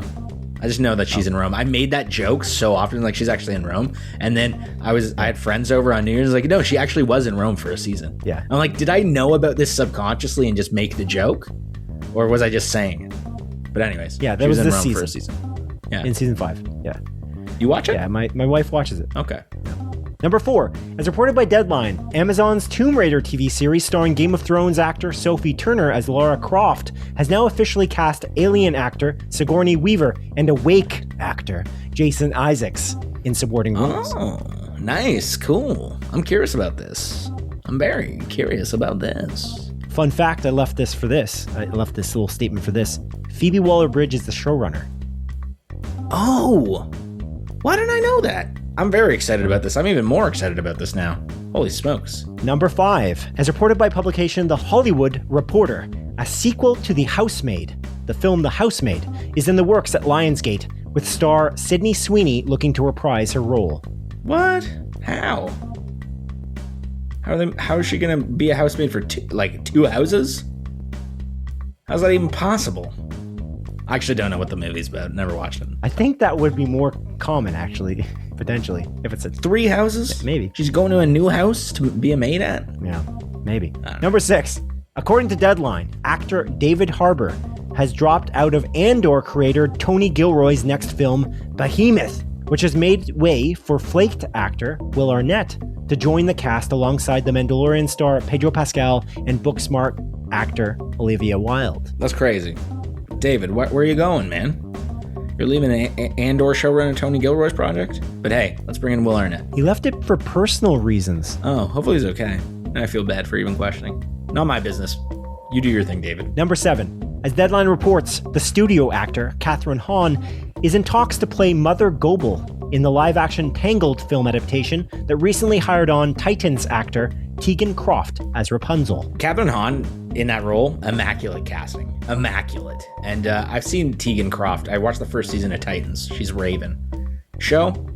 Not great. I don't like it that much. It was fine. Good casting, though. Number 8. As revealed by Black Mirror creator Charlie Booker, Black Mirror has been renewed for an 8th season on Netflix. Right on. We're living in Black Mirror. Number 9.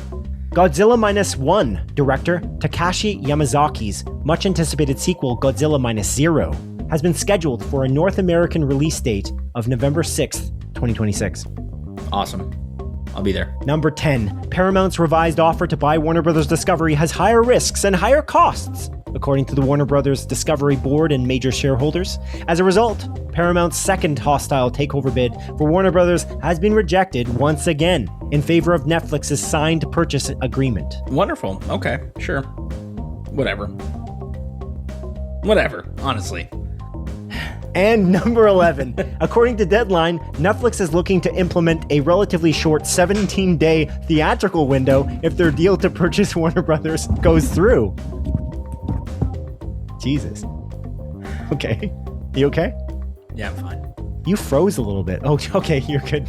I thought you screwed up your computer there. Okay. Yeah, anyway. Any comment? Yeah, fuck it. Okay. And that concludes the montage. All right, Adrian. Now let's dive into a trilogy of news, a component of our show where we discuss at least 3 film and TV industry news stories that have been somewhat zeitgeisty over the past 2 weeks. And the first, these are relatively short. We won't talk too much about any of these. I don't think they're that big, but we'll kind of go into them as we do. The first is that on New Year's Eve, we just kind of talked about this with Stranger Things. On New Year's Eve, and for the second time... Whoa. We just said that we're never talking about Stranger Things again. And you're diving right in, right? No, it's fine. We can go. Okay. This will be very... You're right. I'm sorry, I forgot this was here. On New Year's Eve, and for the second time this year, for this exact TV show, Stranger Things crashed to Netflix for many users due to the large number of viewers simultaneously looking to watch the series finale as it debuted. Days after the series finale, vocal fans online were somehow convinced that the show had not ended and that once one more episode would launch to wrap up the story properly. I guess they thought. First of all, the crashing is interesting because they had it happen the first time. How the heck did you not fix it for the second time? Like, just get more servers, Because I guess they rent the servers as they have big launches. Yeah. You know what didn't crash at that time, Simon? The theaters that were playing the series finale. No, they were very busy though. Did you hear about that? I know. Yeah, they sold out. I looked. I was curious. Yeah, they didn't sell tickets. Did you hear about that? They sold concession tickets. They basically, because they weren't allowed to sell tickets because the actual cast were not contractually, it wasn't a theatrical release. So they're not allowed to sell tickets directly and make money from tickets because the cast didn't sign a contract for that, apparently. So they sold concession tickets where you would basically buy popcorn with, like, you had to spend $20 and then you go in and watch the Netflix's Stranger Things for free. Cool. Yeah, it's kind of a crazy thing. I wonder if did they make it work on a projector, or did they just kind of have Netflix come up? They just somebody the theater owner, the cinema owner's like Netflix account to set it up and just sends it through. I'm assuming that they had a higher end. They just airplayed it on a tablet. Yeah, they just airplayed it to the projector. Yeah. No, I imagine that they did a digital projection, like an actual file, because you get a much better quality image because you get a lot of compression on Netflix. Like, it's pretty good quality, but like obviously you get more compression than you would if you had it on a disc or whatever. But yeah, did you have any thoughts on this, the crashing thing, or the fact that people thought that that Stranger Things hadn't actually ended, which I think is bonkers? I was looking at this, I'm like, this was clearly an ending. What part? Yeah. What part did you think it didn't end? It's what's so depressing is like the internet just runs with rumors and conspiracy theories so often and so frequently. I think I saw something on the Forbes website that claimed that there was another crash of Netflix actually. But I don't know how big this crash was. Back in the day? Or no, recently? Another crash of Netflix for this thing, for Conformity Gate. Because people were flocking to the season finale to try to find little tidbits about what this conspiracy theorist had said on YouTube or some shit. You didn't hear about that? No, I heard about it, of course. I just, I like read it once. I'm like, okay, this is not true. And then I just never thought about it again. I'm like, if you believe this, you're probably really dumb. Because why would you do it? Like, it makes no sense. Would it have been cool if it was true? Yeah, I guess so. If the end of the episode was different, but we watched the end of we watched the series finale. It was good. If that wasn't real, I would have been so annoyed. So yeah, anyways. It would have been cool if it felt incomplete and then they came in. But the ending is honestly perfect. Like the very ending, like the very last 10 minutes is honestly, it made me cry. Like I'm like, this is so well done. I'm like, I couldn't have imagined a better way to close this off. Yeah. No, I agree. That's why. Yeah, that's why I did not believe it for a split second because of the ending. So I don't really care about that. This is the crashing thing. I don't really care either. It is interesting because I think the last time, apart from Stranger Things, that Netflix crashed for something was when they did like a Love Is Blind reunion live, and then it literally like just didn't function and Netflix crashed. It was crazy. This was like, didn't they have? I didn't watch it.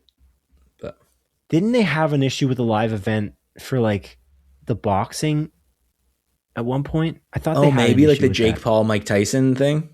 Was that on Netflix? Something like that. I don't know if it was that one. That seems right because people talked about how it froze on Mike Tyson's butt. Yeah. I think it was that one too, because they were trying to figure it out because they hadn't really done live events like that. When they started to do it, that was completely excusable. This one's less excusable because I'm like, how'd you not know? But I guess they just didn't. They probably accounted for a larger volume of people jumping in, but not that many. So it maybe exceeded their expectations even still. Yeah, I watched it on New Year's Day. Like I didn't watch it that night. I was like, I'm not going to. Neither did we. I don't think we knew that was the problem. We didn't realize it. We would have watched it on New Year's Eve because we were like relaxing. We're not at your house. I'm sorry to say. You weren't at my house, because you were upset about it. That's why I'm sorry to say it. Incredibly, actually, yeah. But I don't want to talk about it anymore. I'm sorry. But yeah, we didn't realize. We noticed it at like 12 in the morning. We're like, wait, this is... It's on Netflix. We could have watched it, but it's a 2-hour finale. So we weren't that crazy. We weren't going to watch it from like 12 to 2. And we typically go to bed around like 12 1, like max. Like 2 in the morning, 2:30 is probably not Little ideal. baby's going to bed early. Well, I'm trying to say Yeah, I know. to honor Stranger Things, it would be shitty if we're tired, Yeah, that's what a I'm little sleepy. Little babies. Thanks a Little lot. baby, so sweet. Okay. Let's move on to the next story here. Yep. As announced at the Customer Electronics Show? CES. I thought it was Consumer Electronics Show. Whatever. Let's see. I wrote CES. this. Whatever. It's CES. The acronym makes sense. But the Consumer Electronics Show this year, Disney is looking to add vertical videos to Disney Plus in order to drive daily engagement. Yeah. What do you think about this? I canceled my Disney. So I don't. Did you? I'm not gonna. Yeah, a while ago. Like I forgot what I finished watching, and I just canceled it. I don't have access to Disney no more. I'll put it back for something in the future. I don't know what. Yeah, we haven't had Disney either. We canceled it. But I sorry, I just remembered. I watched another thing that I didn't even bring up. I watched Inside Out 2 on Disney Plus. Awesome. Yeah. Do you like it? Yeah, it's really good. I took so long to watch it because I was like, I'm just not in the mood to cry. It's not as like sad. It's more of a coming of age, like teen being like a teen and trying to fit in, as opposed to the first one where it's like a genuinely sad movie about losing your childhood. I really liked Inside Out 2. I thought it was great. I'm not going to dive too deep into it, but I thought it was fantastic. And I think like Maya Hawke's performance as anxiety is brilliant. And like, again, it's relatable, but again, I didn't tear up. So I was like, okay, I was finally, I'm like, whatever, if I cry tonight, that's okay. And we sat and watched it. I'm like, I didn't cry. This was just a good watch. I'm glad that we watched it. I'm kind of sad that I waited so long to watch it. But anyways, you're going to have to shoot me in the fucking back of the head, Simon, if you ever see me opening up Disney Plus, scrolling and watching vertical videos. Okay. If you ever see me do this in person, you shoot me in the back of the head with a gun, because I'm not going to do that. Okay. I already spent enough time on my goddamn phone looking at vertical videos on Instagram Reels and fucking YouTube shorts. Enough's enough. I got to stop. I got to throw out my phone. They're really trying to, I just don't like this engagement farming aspect of our society. It sucks. It just sucks. Mm-hmm. That's why I've been trying to stay off of Instagram and Facebook and all those things. I don't like it. I don't use TikTok. Like it sucks. They just try to keep your attention for as long as possible. It's all like the algorithm is they keep refining it to make it so that you never leave these apps ever. Mm-hmm. It makes me really sad because this also just feels like a waste of time. I'd rather be playing Kingdom Home Deliverance 2 or, Kingdom Hearts 2. Kingdom Hearts 2. Sure. Yeah. I'm playing that right now with my wife. And my wife is playing it. We're 3 hours in. Awesome. Oh, you didn't go to the other in between? We tried Chain of Memories and she was like, I can't. Because it's a card-based system. She's like, I can't. Like, this is too complicated. There's too much going on. And then she's like, do you want to play it? And I played it for like 10 minutes. I'm like, oh yeah, I forgot. I kind of fucking hate this, like combat. Oh, okay. So we just watched a video summarizing Chain of Memories. And then we watched the 358x2 movie. Yeah. Which kind of fills in the gap. Even though that technically released after 2, we could have probably just jumped into 2, but whatever. We just watched it. And then now we're into 2. Yeah. Sweet. That's cool. Yeah. Okay. Well, really here's the thing about the vertical videos. I just want to say Jeffrey Katzenberg. Do you remember that name? Yes. Do you? I remember the name. No, come on. I'm trying to ask if you remember it in context of this. No. Jeffrey Katzenberg used to be an executive at Disney, okay? And he started up a little website, a little app called Quibi. Quick Bites. Quibi. He worked at Disney though, and he started Quibi. I just think it's funny that they're doing vertical videos. That was his whole thing. That was what Quibi was about. Quibi was about vertical videos, short vertical videos to drive engagement, and they're kind of doing Quibi. I just think that's hilarious. I don't know. It's stupid. I hope they actually make shows in the Quibi format. I think that would be worth it in my opinion, because I actually don't mind the format of it was cool because of the element of you could scroll. What was it? You could make it. You got different aspect ratios, so you can switch your phone over and you can get different aspects of the shot, like you were shooting the movie. I just thought that was the coolest thing about Quibi. I thought that was so neat.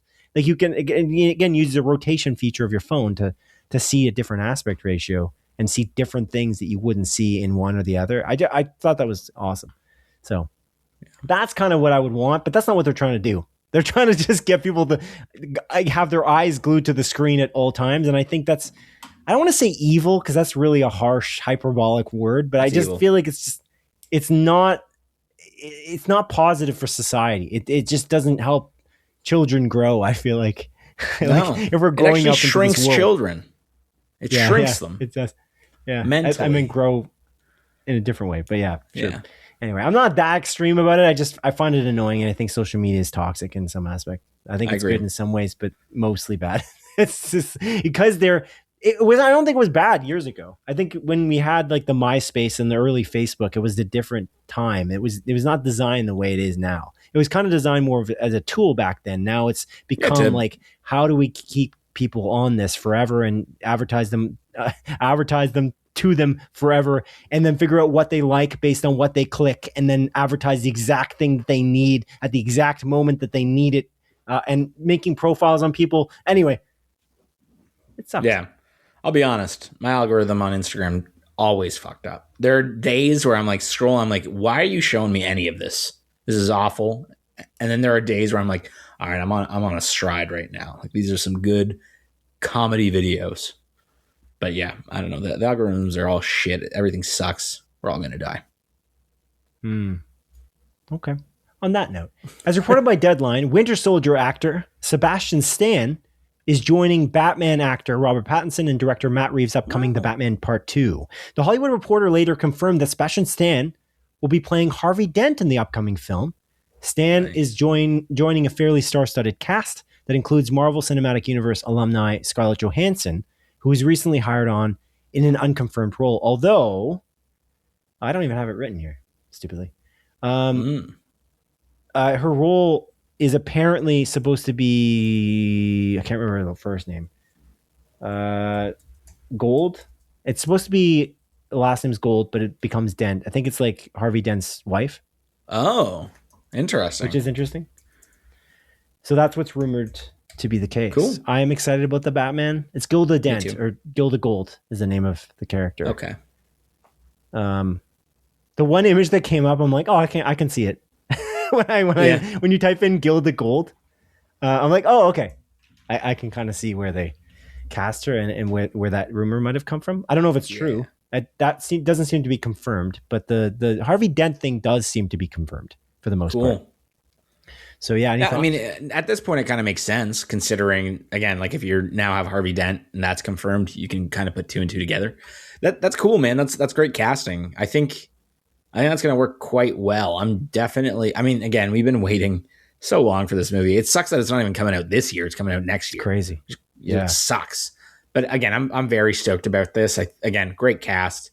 I'm curious what they're going to do with Harvey Dent. It's interesting that they're going that route, considering that he's in The Dark Knight. And again, the Joker has already been teased. Oh yeah, in the Batman Part 1. That's what's so weird. That was the thing that drew me to writing this story here, because I'm like, what are you doing? You're doing the same thing again? That's so weird. What a strange combo. But Harvey Dent is important in Gotham, and that's a cool, especially because a lot of the politicians there's a weird political like rift in that Gotham City after the first movie. So it's like, it's kind of cool to try to go into like a different kind of politics there. But I think, are you not going to do the Joker? Maybe you're just going to kind of tease him and have him be in the background. That's what I would do. Don't make him the main character. Just kind of have him in the background for the next two movies and have him be very important in the third, because I think it's supposed to be a trilogy. I'm fairly certain. Yeah, so that's what I would do. But I think it's funny because you teased him as in he's going to be, just like they did at the end of The Dark Knight. You teased him at the end of the Batman. Yeah. So it's like you did the same thing, and then you brought Harvey Dent in like a pretty big casting. So I was like, this is like almost a more substantial casting than what's that guy's name? I like that actor. Did we talk about how that actor just fell off the map? Fell off the yeah. Face of the earth. He's just in a lot of B movies. Anyway. Cool. I'm stoked. Cool. Great casting. I'm curious. I'll watch anything Bat Reeves does. Bat Reeves. The Bat Reeves-averse. The Bat Reeves. I feel like the Bat Reeves-verse, we're going to definitely use that term even more so because we got the James Gunn, the James universe. Universe. Your favorite term that you didn't even hear me say. And then, we got the Bat Reeves-verse. We got two distinct universes. So I think it could be useful to set them apart with our incredible nomenclature. Aaron Eckhart is the name of the actor that I couldn't remember the name of just now. Aaron Eckhart, who I haven't seen. Did you even remember his name? No. You're looking at me like you've never heard it. I've never heard it. No, I'm just kidding. I have heard it. Yeah, I did forget about it. Cool. Okay. Let's move now into the trailer roundup, Adrian. Any trailers stick out to you? I'll name a few that came out in the last 2 weeks, but I probably missed some. Malcolm in the Middle special. Did you ever watch Malcolm in the Middle before I move on from this? Not really. Like here and there. I never watched it like fully, but I did watch episodes, of course, because I think it was on YTV probably when we were kids. And I watched a few, but very few to the point where I'm almost like the only thing I remember the most about Malcolm in the Middle is that Bryan Cranston was in it, and this was around the time, and then he was cast in Breaking Bad. And everyone was so flabbergasted. It was like this was like when Heath Ledger was hired as the Joker, and no one could understand it. They're like, "What are you talking about? Pretty boy Heath Ledger's going to play the Joker? You're bullshitting me." And that was the same thing with Bryan Cranston. It's just like no one can see it. It's like, can you trust in the creators who are making this? It's Christopher Nolan. Vince Gilligan wasn't really that much of a proven entity at that point. He wasn't like a proven quantity. And then after Breaking Bad, I mean, who doesn't want to work with him? He's the provenest. Yeah, he's the most provenest. And so, okay, the other trailers that came out were the Thor and the X-Men will return, Doomsday trailers, but we talked about that already. Shrinking Season 3 trailer, which looks awesome. I just think that trailer looked great. The Rip with Matt Damon and Ben Affleck, that trailer looks really good. I'm quite excited for that, actually. Steven Yeun's in that too. Is that a Netflix movie or is that theater? Yeah, it's a Netflix movie, exactly. Okay, I thought so. It does look very interesting. It's like they're cops, and it's like, are they dirty cops? They found money. Are they going to take that money? Gang members, people talking. Apparently, it's based on a true story. Oh. In some way, which is interesting too. Yeah. Very cool. But it's like very cool. Yeah. Anyway, does this come out? It's soon, actually. It's January 16th. But I was looking at the cast list. I think isn't Tana Taylor in that as well? Yeah, she is. I don't know. Yeah. Which is pretty cool. She's just so good in One Battle After Another that I'm curious to see what she does next. But anyway, They Will Kill You with Zazie Beetz. I sent you this trailer, but you didn't respond. So I have no idea if you like this trailer. I did watch it. Sorry. I get if I close a thing on my phone and I don't respond right away, it's game over, man. And I apologize. Remember. Yeah, it's okay. But I did watch it because you sent it to me. I opened the link. I watched it on YouTube. I'm like, wow, that was good. And then I closed it, and that's it. I didn't reopen my messages, and that's on me. But I thought this is fun. Hey, man, I'm always down to watch a movie of someone getting stuck in a house, getting hunted, and then killing people. Yeah, I mean, that's why I'm excited for Ready or Not. Yeah, that's why I loved the hit movie The Invitation, which is actually a really bad movie, which is Ready or Not, but with vampires. Right. It's really this not movie. Good. The trailer I watched. Well, I guess that's the one I sent you. The Red Band trailer is it's very gruesome, and there's like comedy in the violence, which is very strange. It's stylized. I also really like Zazie Beetz. Me too. Quite a bit. I think she's great in everything I've ever seen her in. I think she's great in Atlanta. I think she's really good in Deadpool 2, actually. Yeah. Too. Deadpool 2 too? Deadpool 2 too. Deadpool 2 too. Yeah, Deadpool 2 as well. Yeah, correct. And lastly, the other trailer I saw this week, and you might have seen others, or this last 2 weeks, is The Death of Robin Hood with Hugh Jackman and Jodie Comer. And this looks really cool. And it's Pig director Michael Sarnowski who's making the Death Stranding film. So this looks really cool. And I think A Quiet Place Day One. What I'm curious to see if this is good. He's kind of 3 for 3 because I feel like that Pig is really well regarded. I got to see that. That's actually one of the Nicolas Cage. Should have a sleepover and watch that. Owning a truffle pig.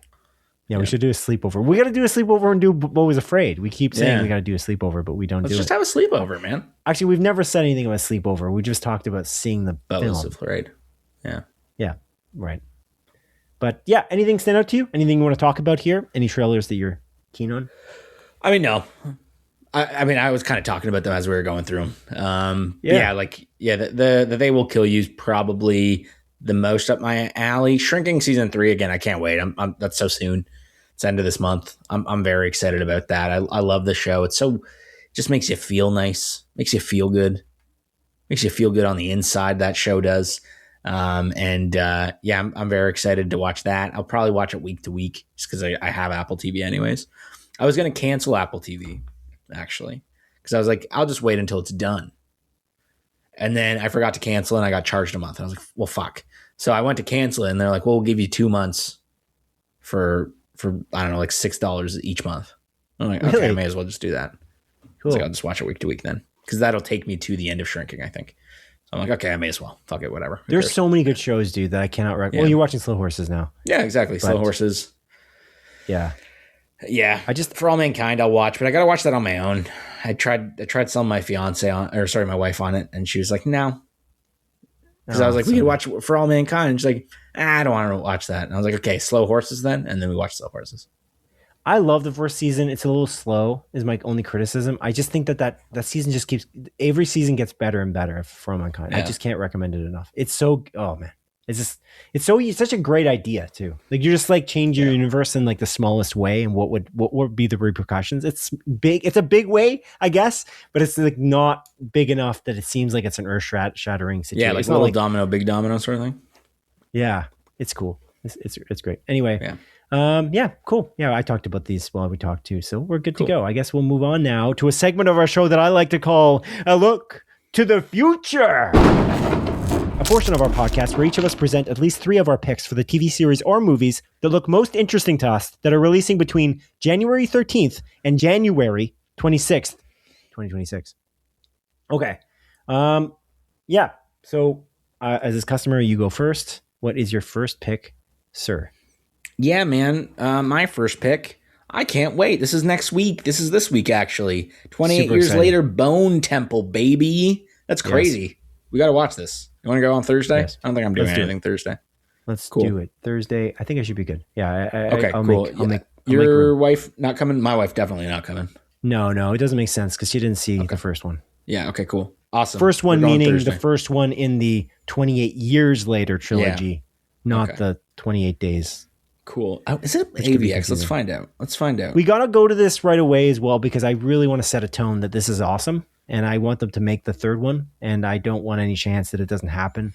And and I want to see what Nia DaCosta is up to post that unfortunate The Marvels, you know? Yeah. I didn't see 7 p.m. this Thursday?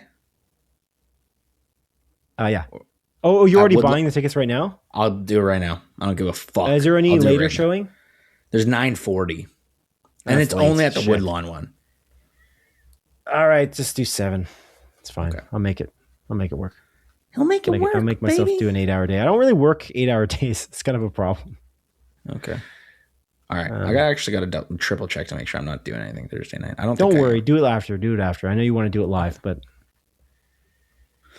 okay. I'm going to text my wife. Yeah, that's my number 1.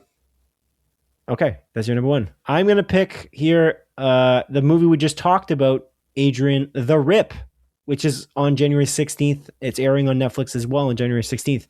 I am interested in this. I think I will see this. I have Netflix for the next 25 days, 20-something days.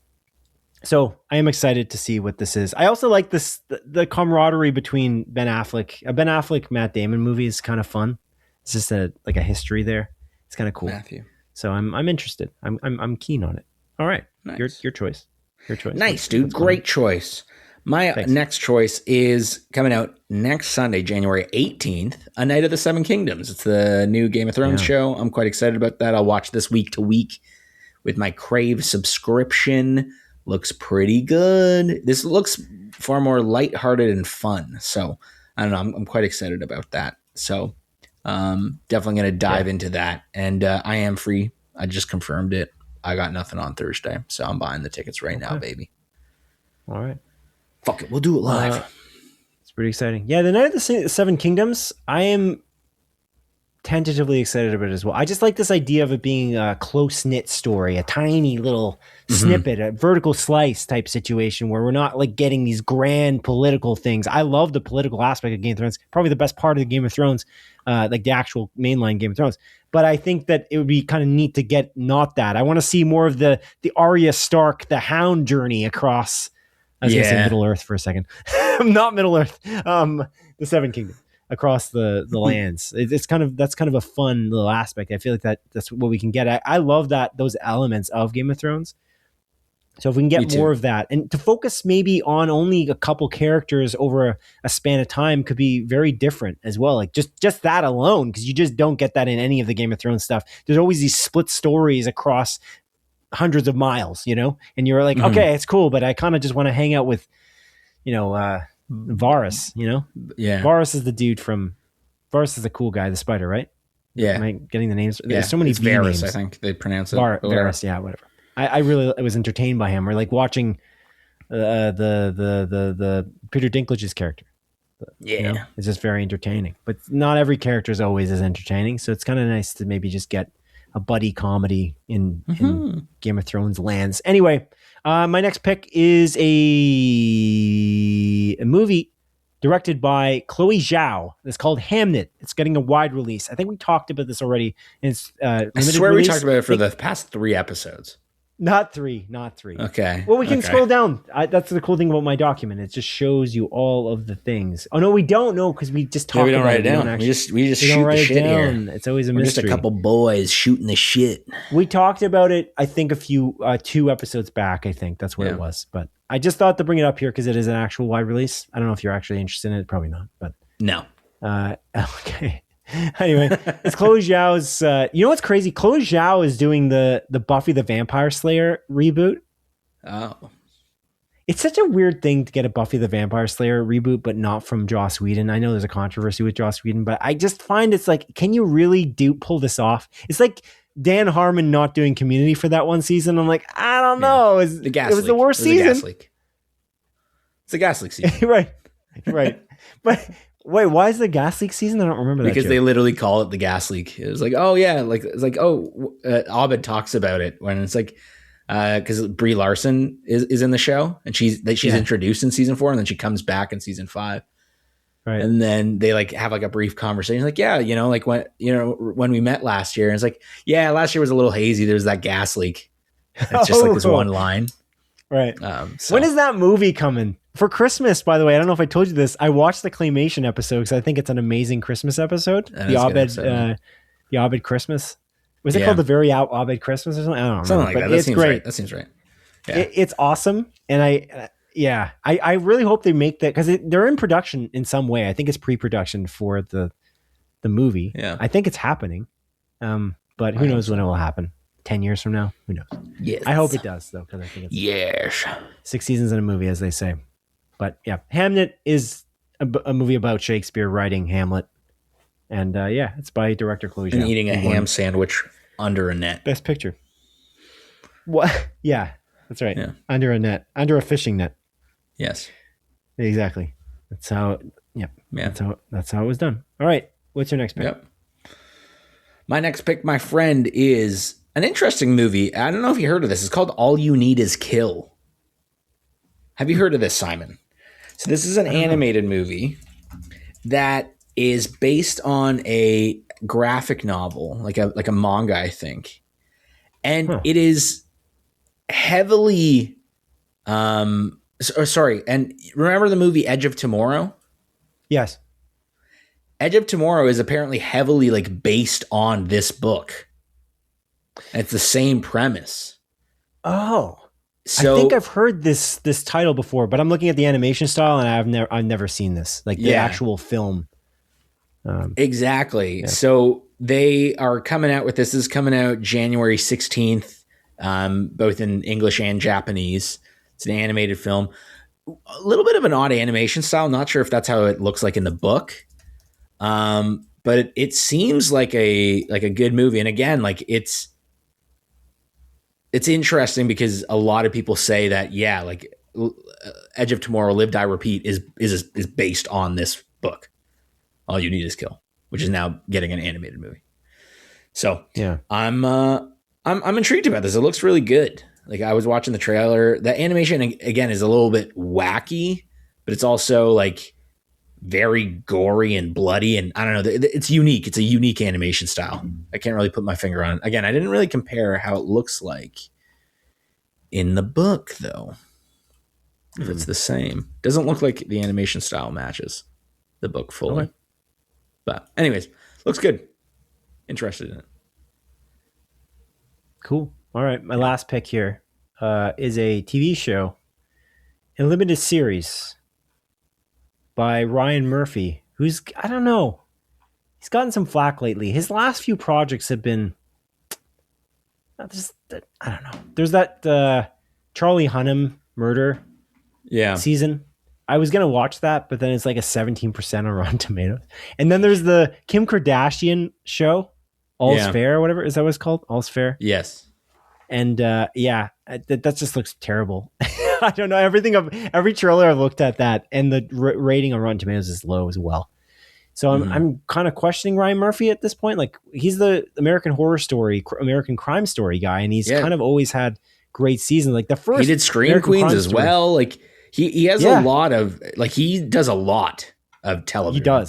He does, which is interesting. Often, like 7 years ago, almost everything he did was not that controversial. Like people just typically liked it. Like but anyway, so he's making this show called The Beauty.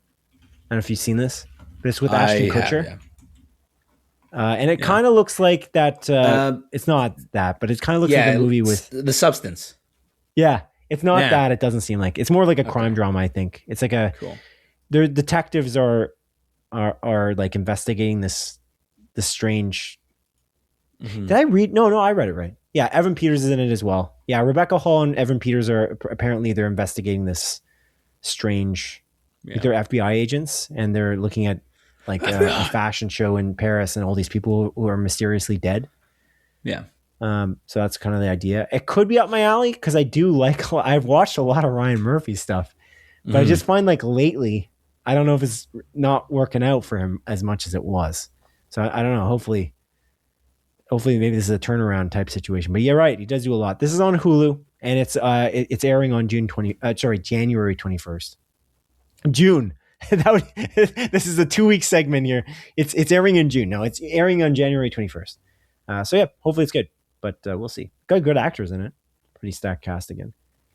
But it's got it does literally have a supermodel in it. I think it's isn't it like Bella Hadid or whatever? And I don't think she's an actor. So it's like, what's up with like hiring Kim Kardashian?